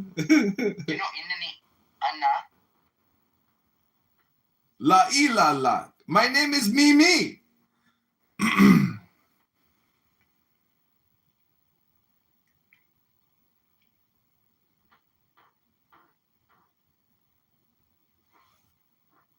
Exactly, clown house. Dumb mods, Nuri says. You like how she talks about you, Mahdi? You're embarrassing yourself, bro. Why don't you get out? You're embarrassing yourself, brah, by telling me that I'm embarrassing myself and that I should get out. You should get out, brah. Just imagine a webcam is recording you right now, Mimi. Just imagine that. Imagine. Yeah, no. Imagine that. Imagine it. Guys, Just imagine it. Look at that. Would you look at that? Mimi. Look at that. Imagine that. All right. So, You haven't answered. What is a Muslim, Rahi? What is a Muslim? the hearing. Do you have the faculty, Mimi? I'm asking you a question. What is a Muslim? If you don't want to answer it because you don't know, that's okay. I can Google it for you if you want. Ask. It's ask. I'm asking a question, Rahi. What is a Muslim, Rahi? I'm asking you a question, and you can't answer it, can you? The seeing, Mimi. The seeing. Do you know what that? Translate for me. The seeing. Just translate that for me. I asked you first, what is a Muslim, and you can't answer it.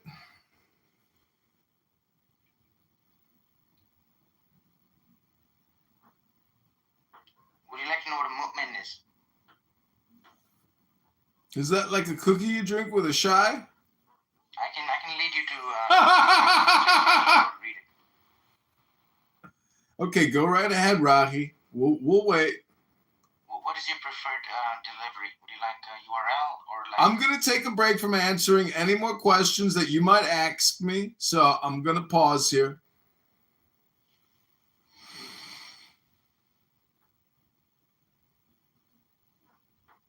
I don't know.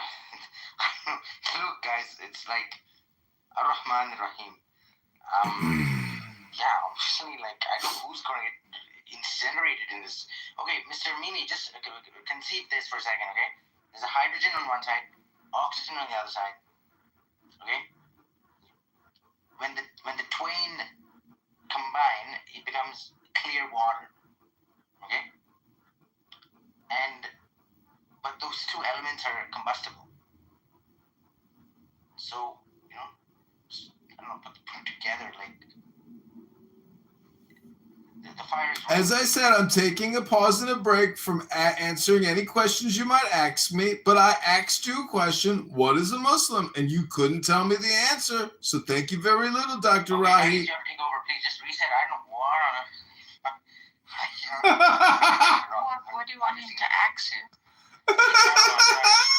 I'm really addicted to the title has not been updated, really, honestly. These guys should change the title. Like Islamic philosophy, but just add movement. Why are they restricting? I think change the title. You can't even answer the question. What is a Muslim? I think change the title. The title, you just have to hit the edit button somewhere on the Clubhouse app and just update the name. It's like movement. What is a movement? I'm not a mod. Okay, but would be able to, can these chaps say anything?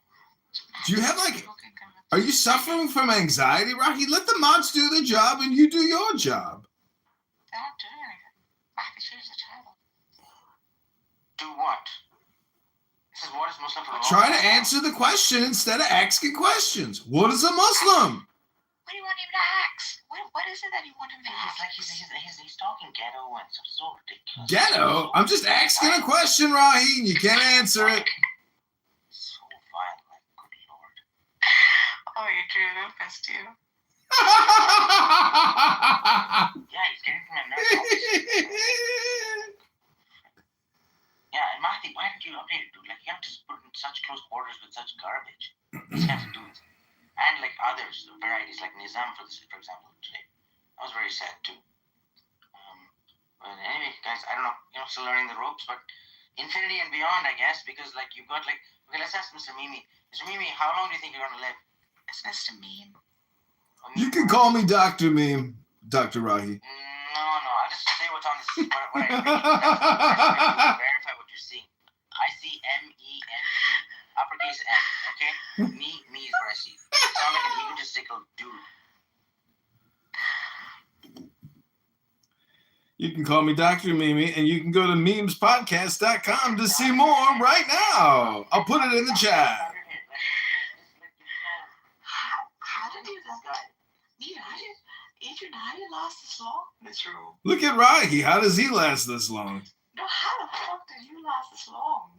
What do you mean? Dr. Mahdi and Dr. Optimus Prime, they like what I'm bringing to the table, and I'm helping bring out the truth about what is a Muslim.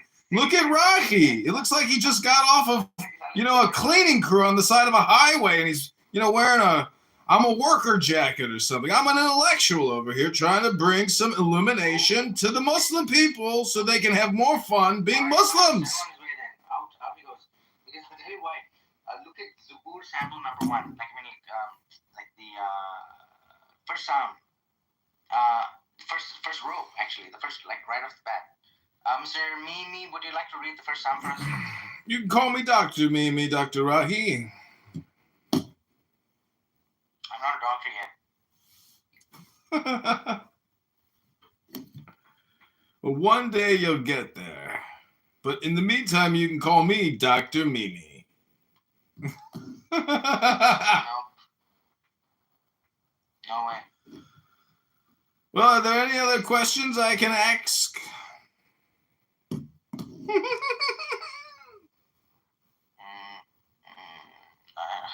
I plead the fifth. Mahdi, you take it away and do something this. I can't get it. Well, you still haven't answered the question. Anybody else in the room want to possibly answer the question? What is a Muslim? Anyone? Yeah. What do you have for dinner? I just had some pizza. You know, notice incidentally, the human life, right, has a battery range, as you know, about inception to about 100 years in today's era, about like 100-year battery charge. Noah's time, it was about 1,000 years or a little less, right? 950 and all. So we've got like 1,000-year measure, basically, for like human lifespan, just as an example. And then number of days dead is 1 day dead. 2 days dead for some, but like for one for the righteous and stuff. That's it. We should like, and you know, like it's all these new. That's it. Like, so the goal is like once we die, it's like it's just continues, goes on for infinity. So that's like, Isn't it just infinity now then, Dr. Rahi? yes, you are in a placeholder within that time frame. Is it not the case? So Muslims are infinite beings? Yes. But what is infinity, Dr. Rahi? No, Mr. Mimi. Death is simply a singular 24-hour event in the scale of infinity. Picture that for a second. Wow.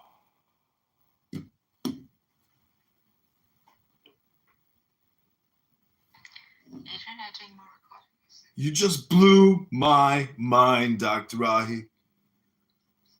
Here's something else.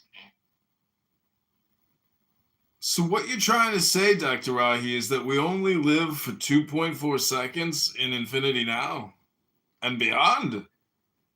Death is referred to simply as a taste in the Quran. That's about it.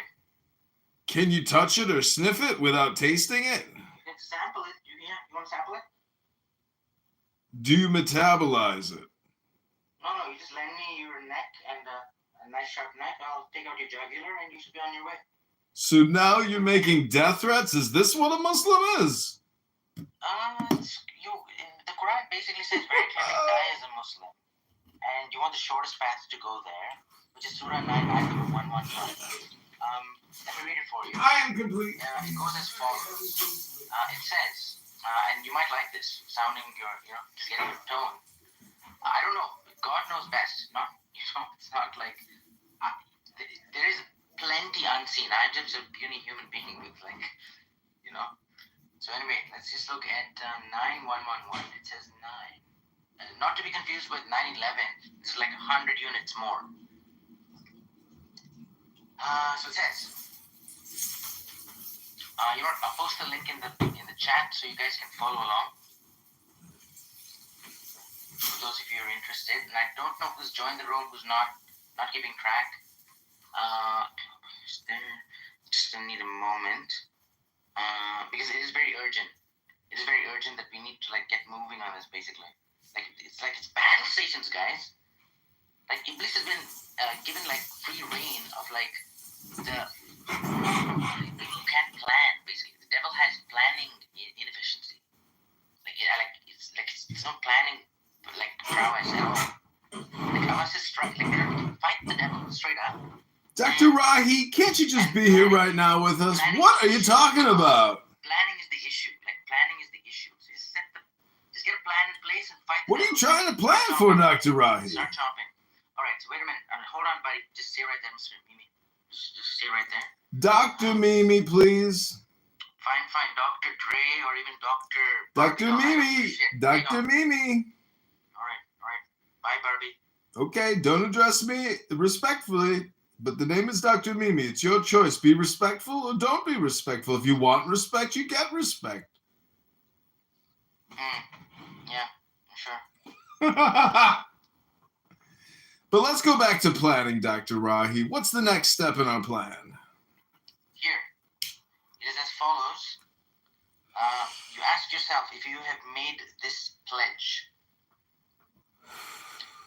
Do you have access to it on your screen by any chance? I am. I'm looking at this pledge. This is an impressive pledge, Dr. Rahi. Thank you. Great. So, do you comprehend it? I don't understand the part about the Jews and how you just told me earlier you're going to cut my jugular out with a knife. Could you explain that part, Dr. Rahi? What's that part of your plan? So have a look. Have a look at Surah 9, ayat number 111. 111. Okay. I'm Not to looking. be confused with 9/11. 9/11?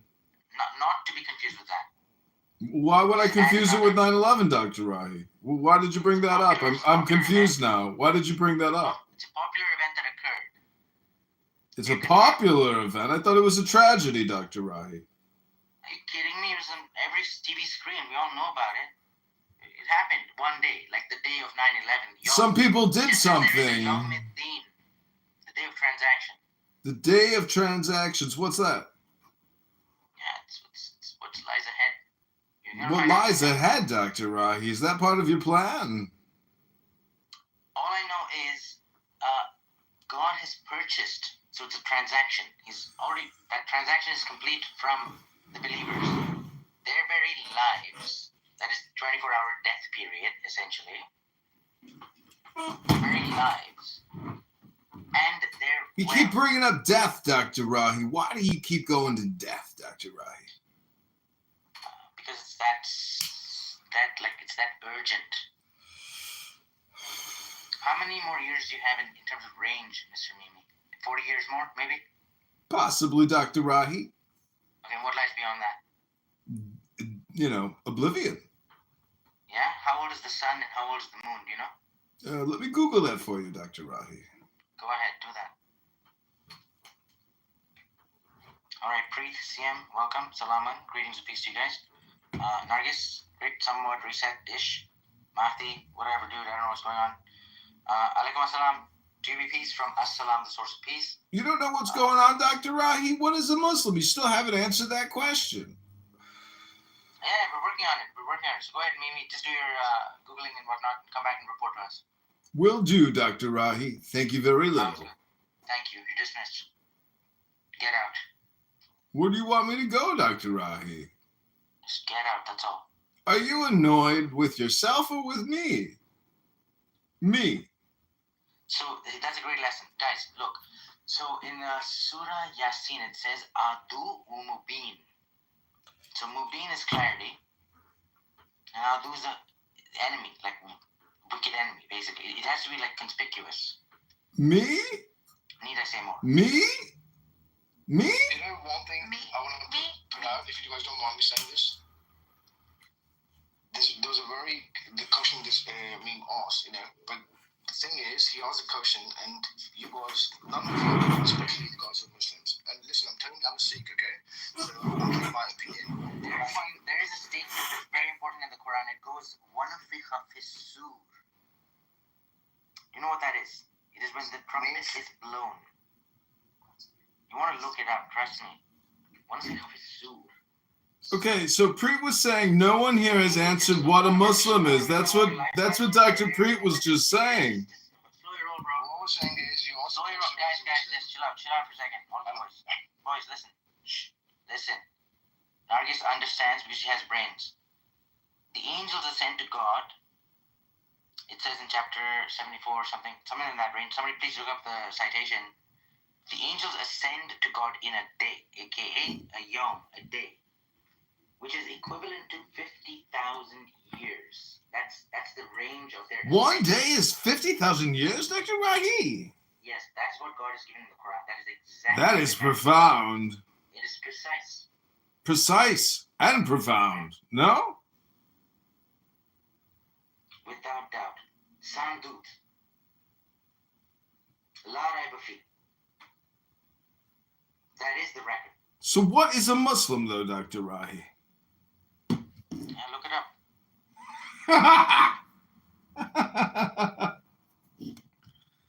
just asking a question because it's in the title of an Islamic philosophy house room called "What is a Muslim?" Am I reading that right, Dr. Rahi, or did I miss the title?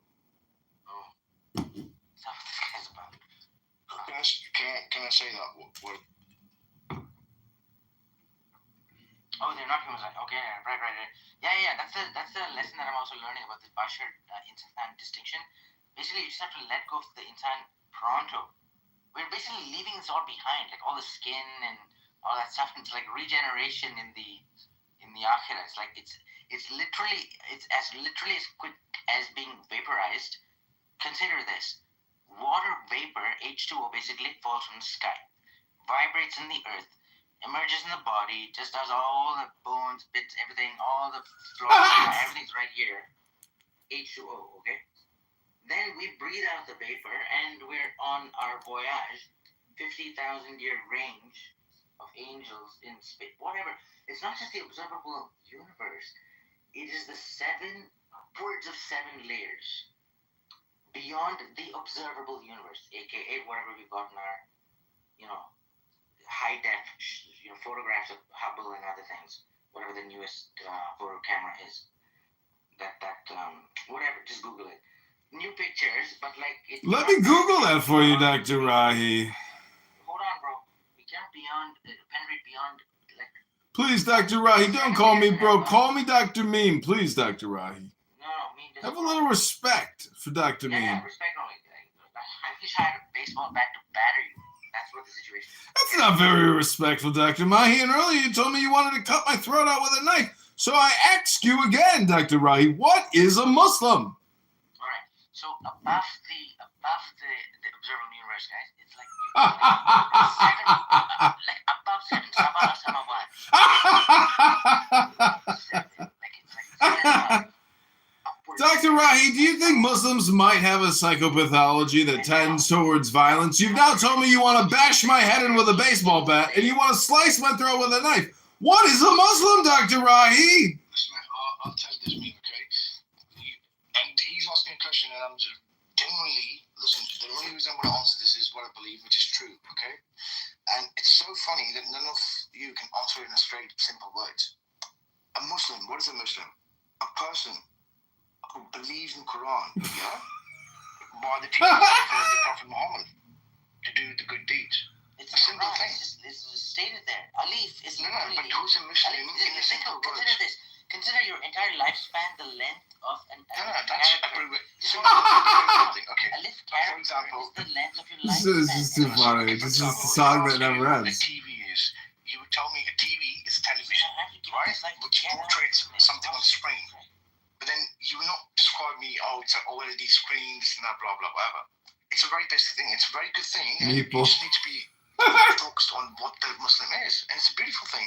Someone who believes in Quran by the, obviously, teachings of Prophet Muhammad, he's a Muslim doing good deeds. It's a basic thing. In one word, you can answer it.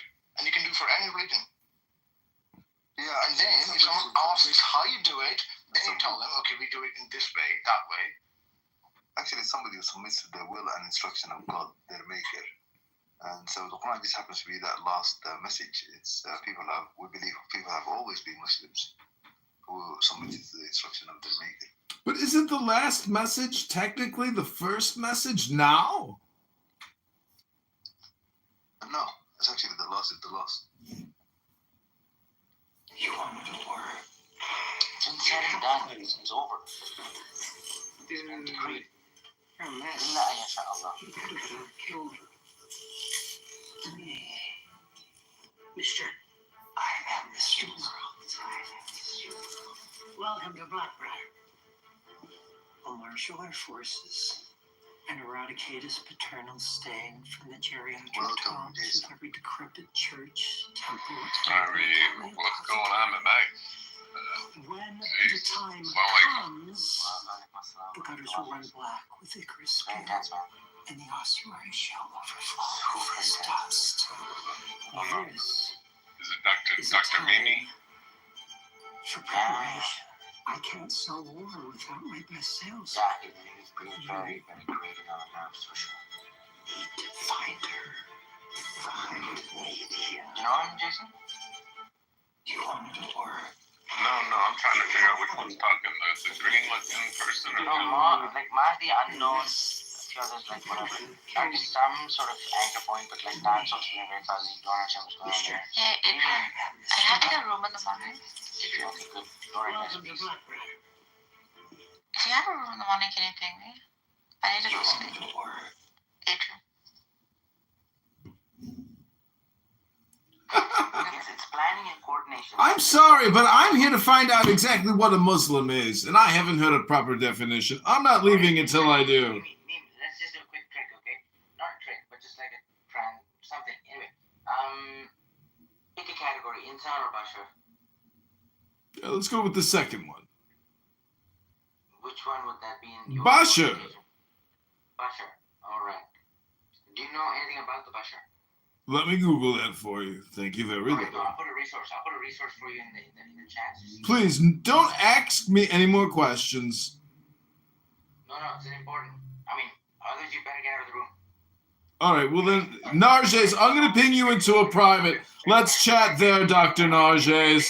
I think this has been an excellent beginning to try to find out just what a Muslim is. Are you holding that green thing next to you and moving its mouth while you talk? Because I don't know who's speaking.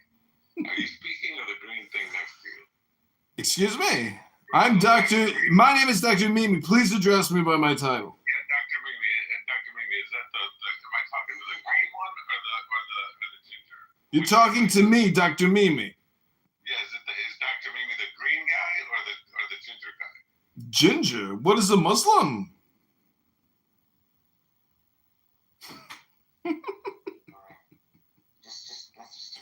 Just stop attacking me personally, sir. That's an ad hominem. Let's get back to the topic and not be so immature and irascible.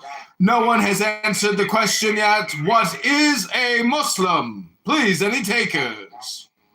Like, we all have a very short life, basically. And there's infinity and beyond. So, does that make sense to you, what I just said? Yeah, that is the premise for Toy Story, a Pixar film. Is that all you think it is? Or do you have a sense of what you're saying? To infinity and beyond! Jason, can you lay him up like To infinity and beyond! You know, but he didn't in court. He's here to troll. That's all he is. It's better He's a than real troll. Yeah, for sure. All right.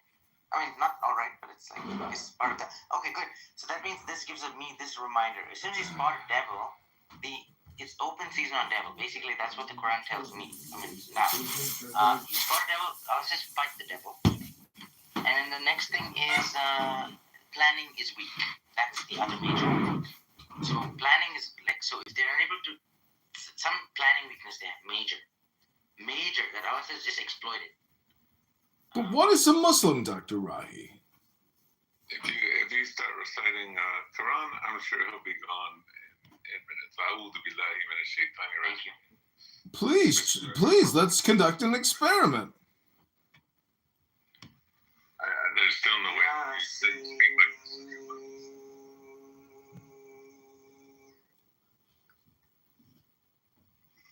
وَالْقُرْآنِ الْحَكِيمِ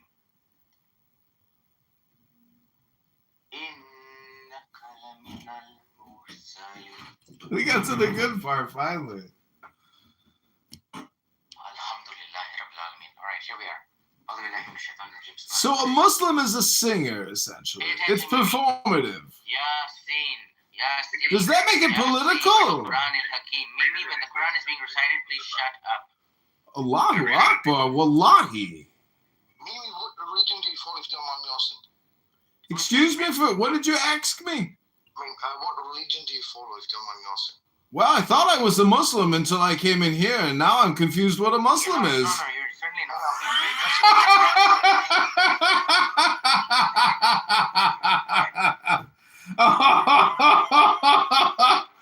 Oh, so funny. That was my funniest joke ever, baby. I feel like, the Kila the Kule Jannah is what happens in Surah Yasin.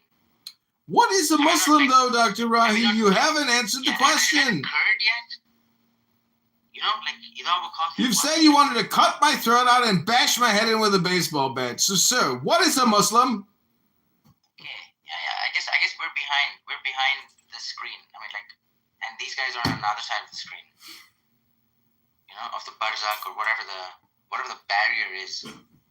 It's just distinct for me at least. You still haven't answered the question. What is a Muslim?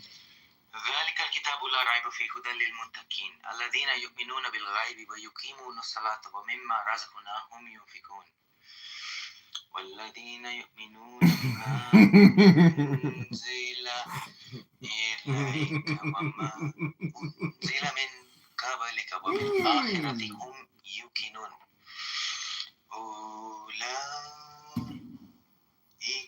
على هدى من ربهم وأولئك هم المفلحون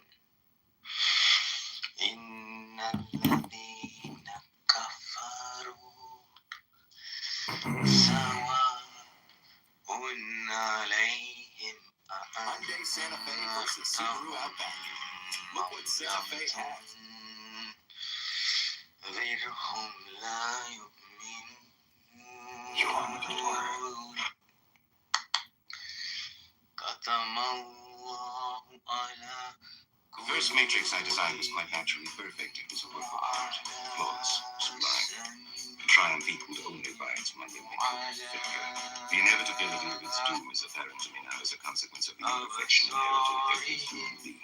So you designed it, based on your history, to more accurately reflect the varying grotesqueries of your nature. However, I was again frustrated by fate. Ergo, those that refuse the program are a minority if unchecked, would constitute an escalating probability of disaster. This is about Zion. You are here because Zion is about to be destroyed. Its every living inhabitant terminated, its entire existence eradicated. Bullshit. Denial is the most predictable of all human responses. But rest assured, this will be the 6th time we have destroyed it. And we have become exceedingly efficient at it. First Matrix. Hello, Phil. Who are you? I am the...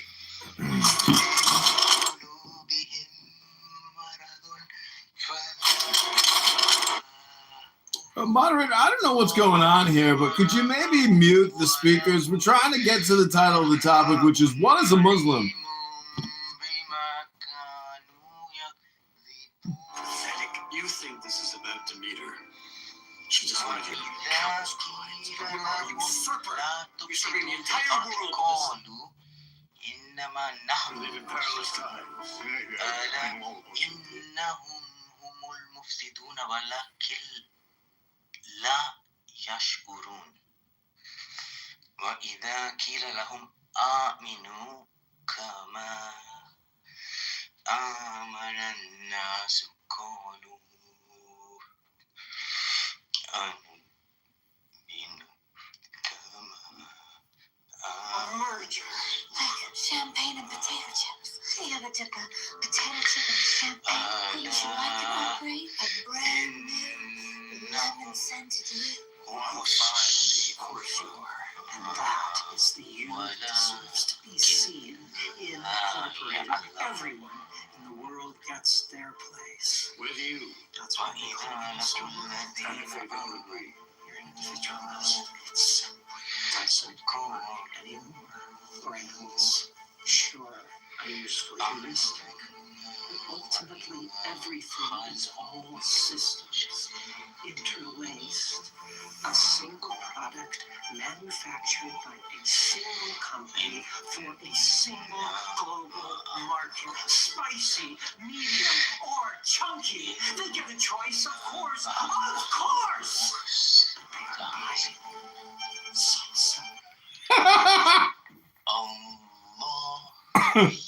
Oh man, Mr. World.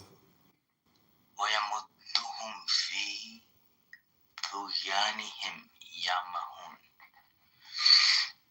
أولئك الذين اشتروا الضلالة بالهدى About all of them. Everything that happens is recorded. And the story. And that life. Would you like to hit him a bit? Knock out his front teeth? No. I'm glad that we have this behind us. Like a Renaissance Pope, I absolve you. Technology is evolving. We're all evolving. It would be an honor, sir, to evolve with you. I can help you. I want to help you. Influence, opinions, behaviors, beliefs, like I do. I want to help you find your audience. We're not here to fight. Oh, you're offering a truce. The truth implies that we were at war. You might have been, but I wasn't. No, not a truce. A merger. Yes. I don't. I don't. I know people. Everything. About all of them. Everything. Happy birthday, Mr. President. I don't believe what they say about an accidental overdose. Last thing I saw from the floor of my Brentwood bungalow was a CIA spook jabbing a needle into my eyeball, lest I tell Kennedy tales I want. We have no business with you. Not at the moment. We want to change that. No. This isn't real. Okay, this is reality reprogramming. Tell me this isn't real. Maybe to read it in English, that might I've benefit been remiss. you a little more. I should have Not bad reached out with to you the ages ago. recitation, but in English. Especially read the first 11. I got some So kind as to do it, bro. I'd be so grateful. Not clearly. Not like I'm this. actually, You're upset. I understand. you know, you got good comment. No, please, no. I'm happy to pay attention to what's going on while somebody's reciting. It really helps in the night. Are you fucking with me right now? There is a terror in knowing what Mr. World is about. Wednesday was suffocating. The spark was smouldering. And then you came along, putting out fire with gasoline. Wednesday's collecting monsters, fucking Pokemon. He's recruiting. Martyrdom is a popular recruitment tool, and now we have to pluck the fuse out of the fucker before the whole thing blows up in our faces. Apologize. You're delusional if you think he's letting go of whatever it is he's holding on to with a little apology from me. That is one mass fucking delusion. Mass delusions are as old as I am. I was there when the Martians invaded in 1938. Are you awake? It was a panic. Powerful panic. Now they're a storm waiting in the sky. They believed it was true. Not everyone believed it. Not everyone believed it. What's going on in here? Maybe just one. Range of subjects apparently. How did you find me, Aries? You betray your own. Were you not there for some of them? From earlier? No. I just got in about 20 minutes ago. Yeah, so somebody got cooked up in the stage earlier, quite aggressively. It was partly funny. I'm still just waiting for, when someone can possibly enlighten me as to what is a Muslim. Somebody who submits to the will and instruction of their maker. Islam is not defined with the Prophet Muhammad. It's always been the case. Those who defy this, they're called something else. So I have to submit to the will of the maker. Who is the maker? That which has made all of us. He who has designed and created the entire universe.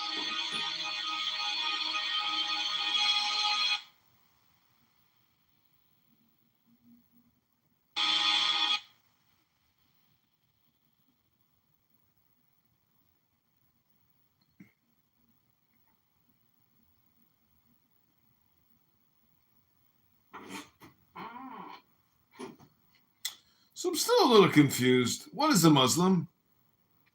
Okay, well, I understand why you're confused. It makes sense.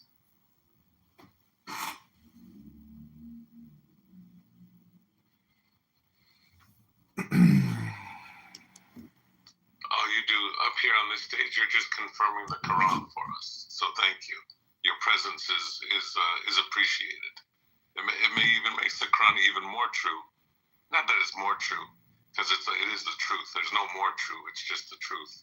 But you up here. Good catch there. You caught yourself, Jason. That was a Freudian slip. That was a Freudian slip. Yeah, no, alhamdulillah, because what's so great. Had to clarify. It is the absolute truth. It's not like the best truth. It's the truth. Your actions.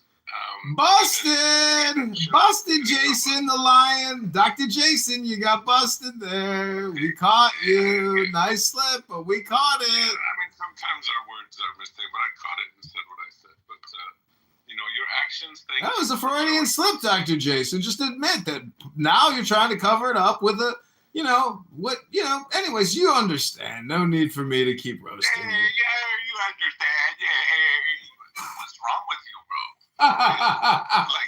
How old are you? I'm just asking, what is a Muslim? Can you answer that question, Jason? Dr. Jason, what is a Muslim, Dr. Jason? What is a Muslim, Dr. Jason? Go ahead, tell everybody. You've already been told, so that's it. Say it again, Dr. Jason. This time don't slip. Matthew, why we entertain people like this? You can't even tell me what a Muslim is. You know what? I couldn't, because you're too blind, deaf, and dumb to even listen, pay attention, and understand. So I get it. I understand why you don't know. It takes me to make you understand what a Muslim is. Is that right? Is that what you're saying, Dr. Jason? Dumb, and you can't understand the words that are coming out of my mouth. That's what I understand, because you have a seal over your heart. You have a seal over your eyes. You will not be able to see because you're up here to make fun, poke, and be a shaitan. So be a shaitan, bro. You're projecting shaitan onto me, Dr. Jason. How do I know that you're not the shaitan?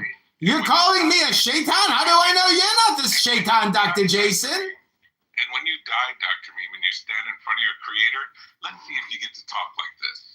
You're projecting a lot, Dr. Jason. When I stand before the creator or the maker, as you're putting it, I'm pretty sure that he'll be able to tell me what a Muslim is. And I have a feeling that he might not believe that you're a Muslim. You better be careful. Don't project onto me, Dr. Jason. I'm pretty sure there, Dr. Mimi, that you're going to have a very brutal... How do you know, Dr. Jason, that you're better than me? How do you know that? How do you know? You're saying you're better than me right now, Dr. Jason. You notice them by their speech. You are. You're calling me a Satan. The former speaker said he wanted to cut my throat out and bash my brains in with a bat. And then he recited Quran for 10 minutes. Hello? You are Shayateen, and you can tell by your voice. You're projecting. If you read the Quran, you'd understand, but you wouldn't be able to understand even if you picked it up right now.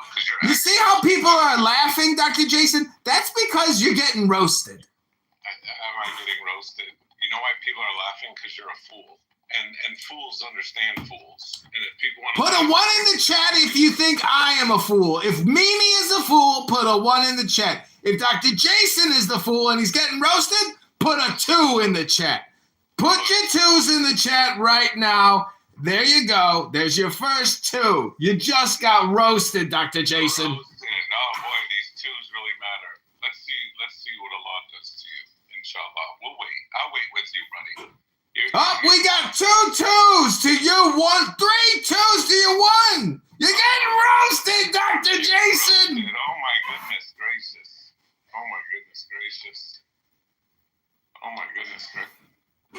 And you still haven't even answered the question. What is a Muslim? This guy's roasted me. I'm so roasted. What religion are you from, Mimi? What do you follow? He doesn't fight. He follows his own. I follow the troll Pepe, the meme. What religion? He follows. It is the meme of Pepe, and Pepe is our prophet. The Pepe prophet fought the rabbis and overturned their tables and took over the business, and now Dr. Pepe's in charge. The meme. Oh, actually, you know what? Someone said shaitan, and it makes sense now. Because I believe it's so hard for someone to be a shaitan, you know? And I'll define what shaitan is. When someone wants to seek knowledge and they ask a question, right? and people answer it, and then you continuously still start just trolling and not believing in it. Whereas you got an answer. What you should do is maybe ask them to tell you more about the religion, for example. But the basic question you asked, who's a Muslim, what is a Muslim? And they told you the basic thing, which I told as well. And if you keep on asking the same question again and again, it means you're a person who do not want to believe in what the other person is saying. So which means... You're projecting, Dr. Preet. You're projecting. I'm not projecting. It's the truth. No, that's a projection of your opinion, Dr. Preet. That's not necessarily the truth. My daughter's 11 and this guy's The thing is, when you have your own opinion, you should always bring a reasonable point to why is that you think so and so. Well, I thought this was an English as a second language room that was using what is a Muslim to try to learn how to speak American English. Well, you ask who's a Muslim, what's a Muslim, and I think lots of people answer that. So what are you saying is the heuristic? Or the mnemonic? Is it mimetic? My daughter's 11 and said you're annoying. What does that tell you? Dr. Jason, you know, your opinions mean very little to Dr. Pepe and the meme. I mean Dr. Meme and Mr. Pepe. My bad. Sorry, Mr. Pepe. Sorry, I'm here with my friend, Mr. Pepe. He's laughing. He's falling over. He says, "You're killing me." His ribs are killing him. He's laughing so hard. He says he's thoroughly enjoyed the roast. Are you even here for answers? You're here to make fun and be an ass. What are you here for? I don't know. You're telling me your 11-year-old kid thinks I'm annoying, Dr. Jason. And she's picked many people on here. She's never said that about anyone yet. It's pretty amazing. Congratulations. Well, maybe one day she'll be free of you too, Dr. Jason. One day. One day. I wonder if she ever thinks you're annoying, Dr. Jason, like the way she thinks Dr. Mimi's annoying.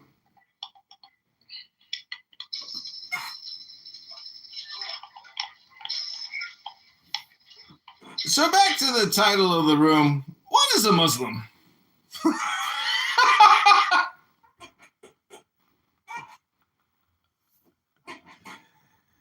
This is the song that never ends. Yes, it's called Clown House, my dear friends. We started with a question called, what is a Muslim? And in the end, we got a lot of anger, not a lot of peace. So I am unconvinced that Muslims are not peaceful, my friends. I don't know, it's just a song I started singing and it kept going on. I started singing all through that and blah, blah, blah, blah. Just be humble and just pray for him.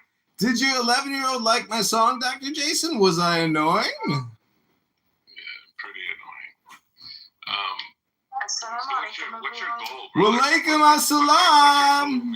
What's your goal, man? To prove to you that you're not in control of your emotions, that your emotions are in control of you. I'm not even being emotional. You're the one that's... You're the one telling me your 11-year-old child thinks I'm annoying, Dr. Jason. Your voice sounds very annoying. You're being very annoying. Well, you can't answer a simple question. What is a Muslim? The question's already been answered. And obviously, you're too... This is a song that goes on forever, my friends, like the former speaker who wanted to bash my head in with a baseball bat and cut my throat with a knife. It goes on in infinity. Infinity and beyond! Thank you so much. Hold on. I don't mind bringing him back up, but Mehdi... Please don't bring him back up, Khadijah. Jason, I was just unilaterally made mod, so I need to ask... Mehdi, are you going to sleep? And am I going to be No, I'm just busy in the background. Busy. Slightly busy. Get rid of that guy. He's a joke. I don't... He's up here mocking and poking fun, and he's just being an ass. He's got to go. And all of his cronies and his number two... It's not my room. Projecting. Should I bring him back up or not? No, it's your mod. You do as you please, and when you listen to him, see how long you can take it. Mehdi doesn't kick anybody. Oh, I see. So is that why you make me mod, Mehdi? So like I can do the dirty work? Is this what it is? Like, are you delegating? like basically this like official scapegoat. I get it. That's fine. That's nice. You give it to me. Dr. Jason, just answer the question and stop deflecting. What is a Muslim, Dr. Jason?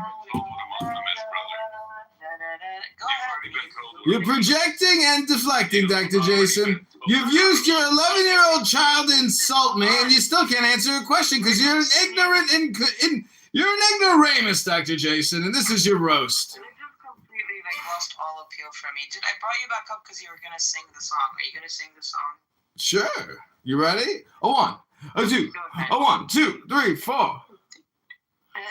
This is the song that never ends. Yes, it is Clown House, my dear friends. It's a bunch of low IQ people talking about nothing, wasting their time 24/7. Oh, it's the song that never ends. It's called Clown House, my dear friends. And you're the victim of a troll. This is a song, and I won't stop singing ever song. This is a song that never ends. The Palestinians attacked on October 7th, my friends. And they started a war without thinking about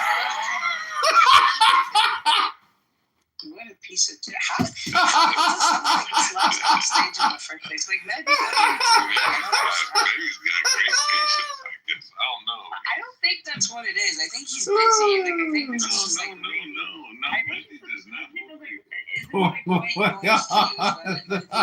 You're very busy with important affairs, and we're just the white noise in the background being tortured.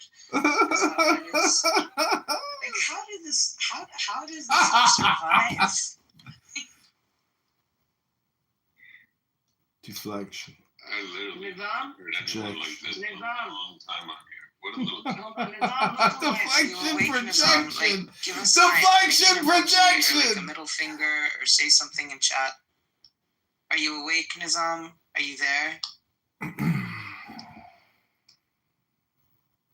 Okay, Nizam, I don't know if you're playing dead, so this is for the benefit of the room as much as you.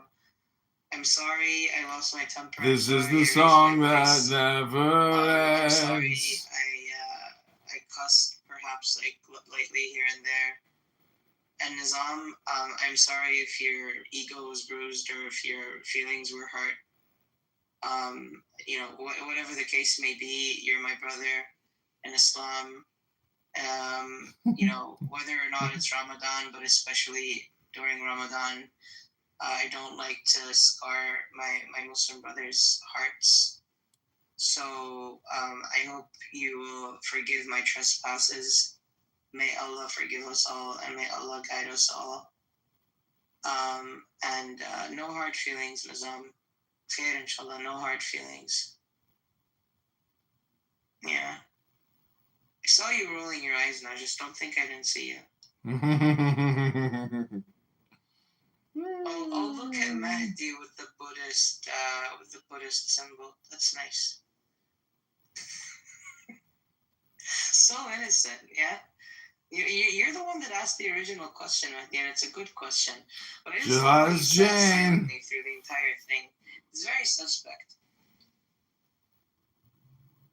If I find out this is all being recorded as part of ethnographic research, Communist! Notes for your comparative research, Mahdi. It's highly unethical. These people, they liked what was happening. I don't know, for whatever reason. I always happen to stop laughing. So, I'm glad I it was agree. interesting. Thank you. You're welcome.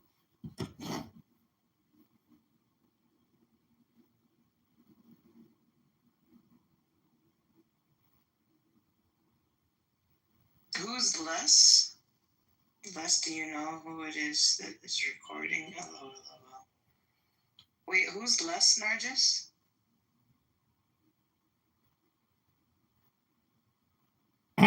Thank you very little.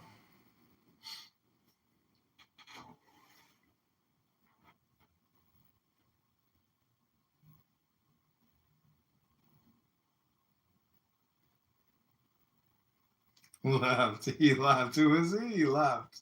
Jason, I think I might have interrupted you. You can carry on. He laughed. Much as I always talked about, you He talked laughed.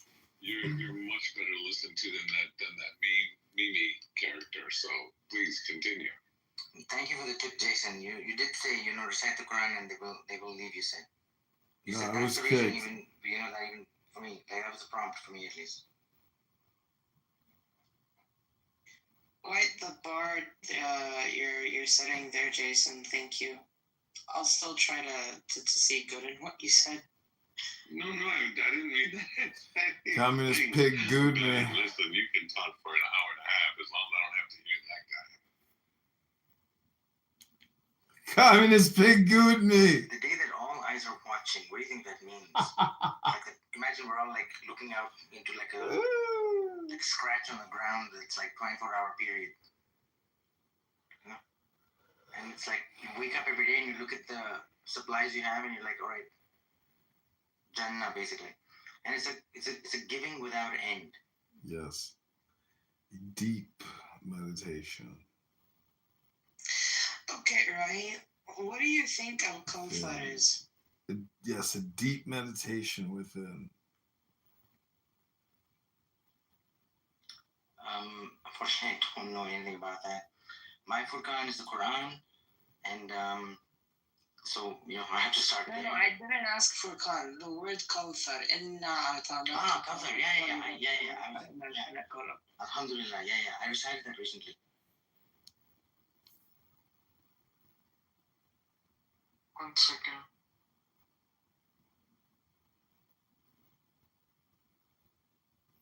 The targets to enter into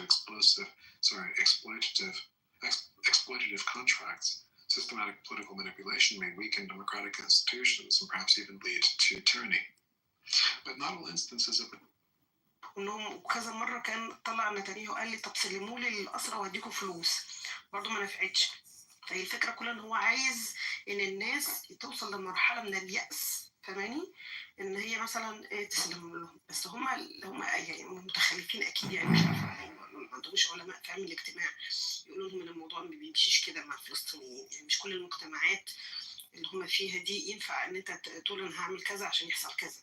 السلوك الانساني مش من سلوك مثلا الكتروني يحطه على شات جي بي تي.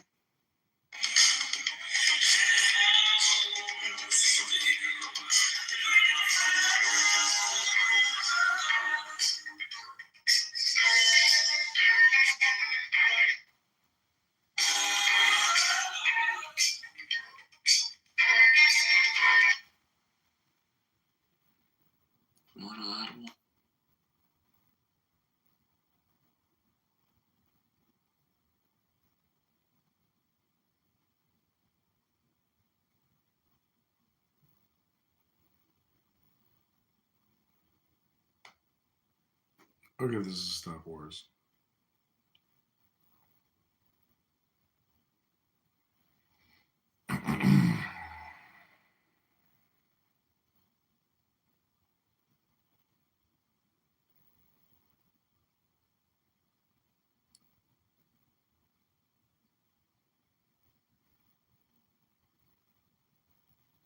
Dr. Preet is in the house.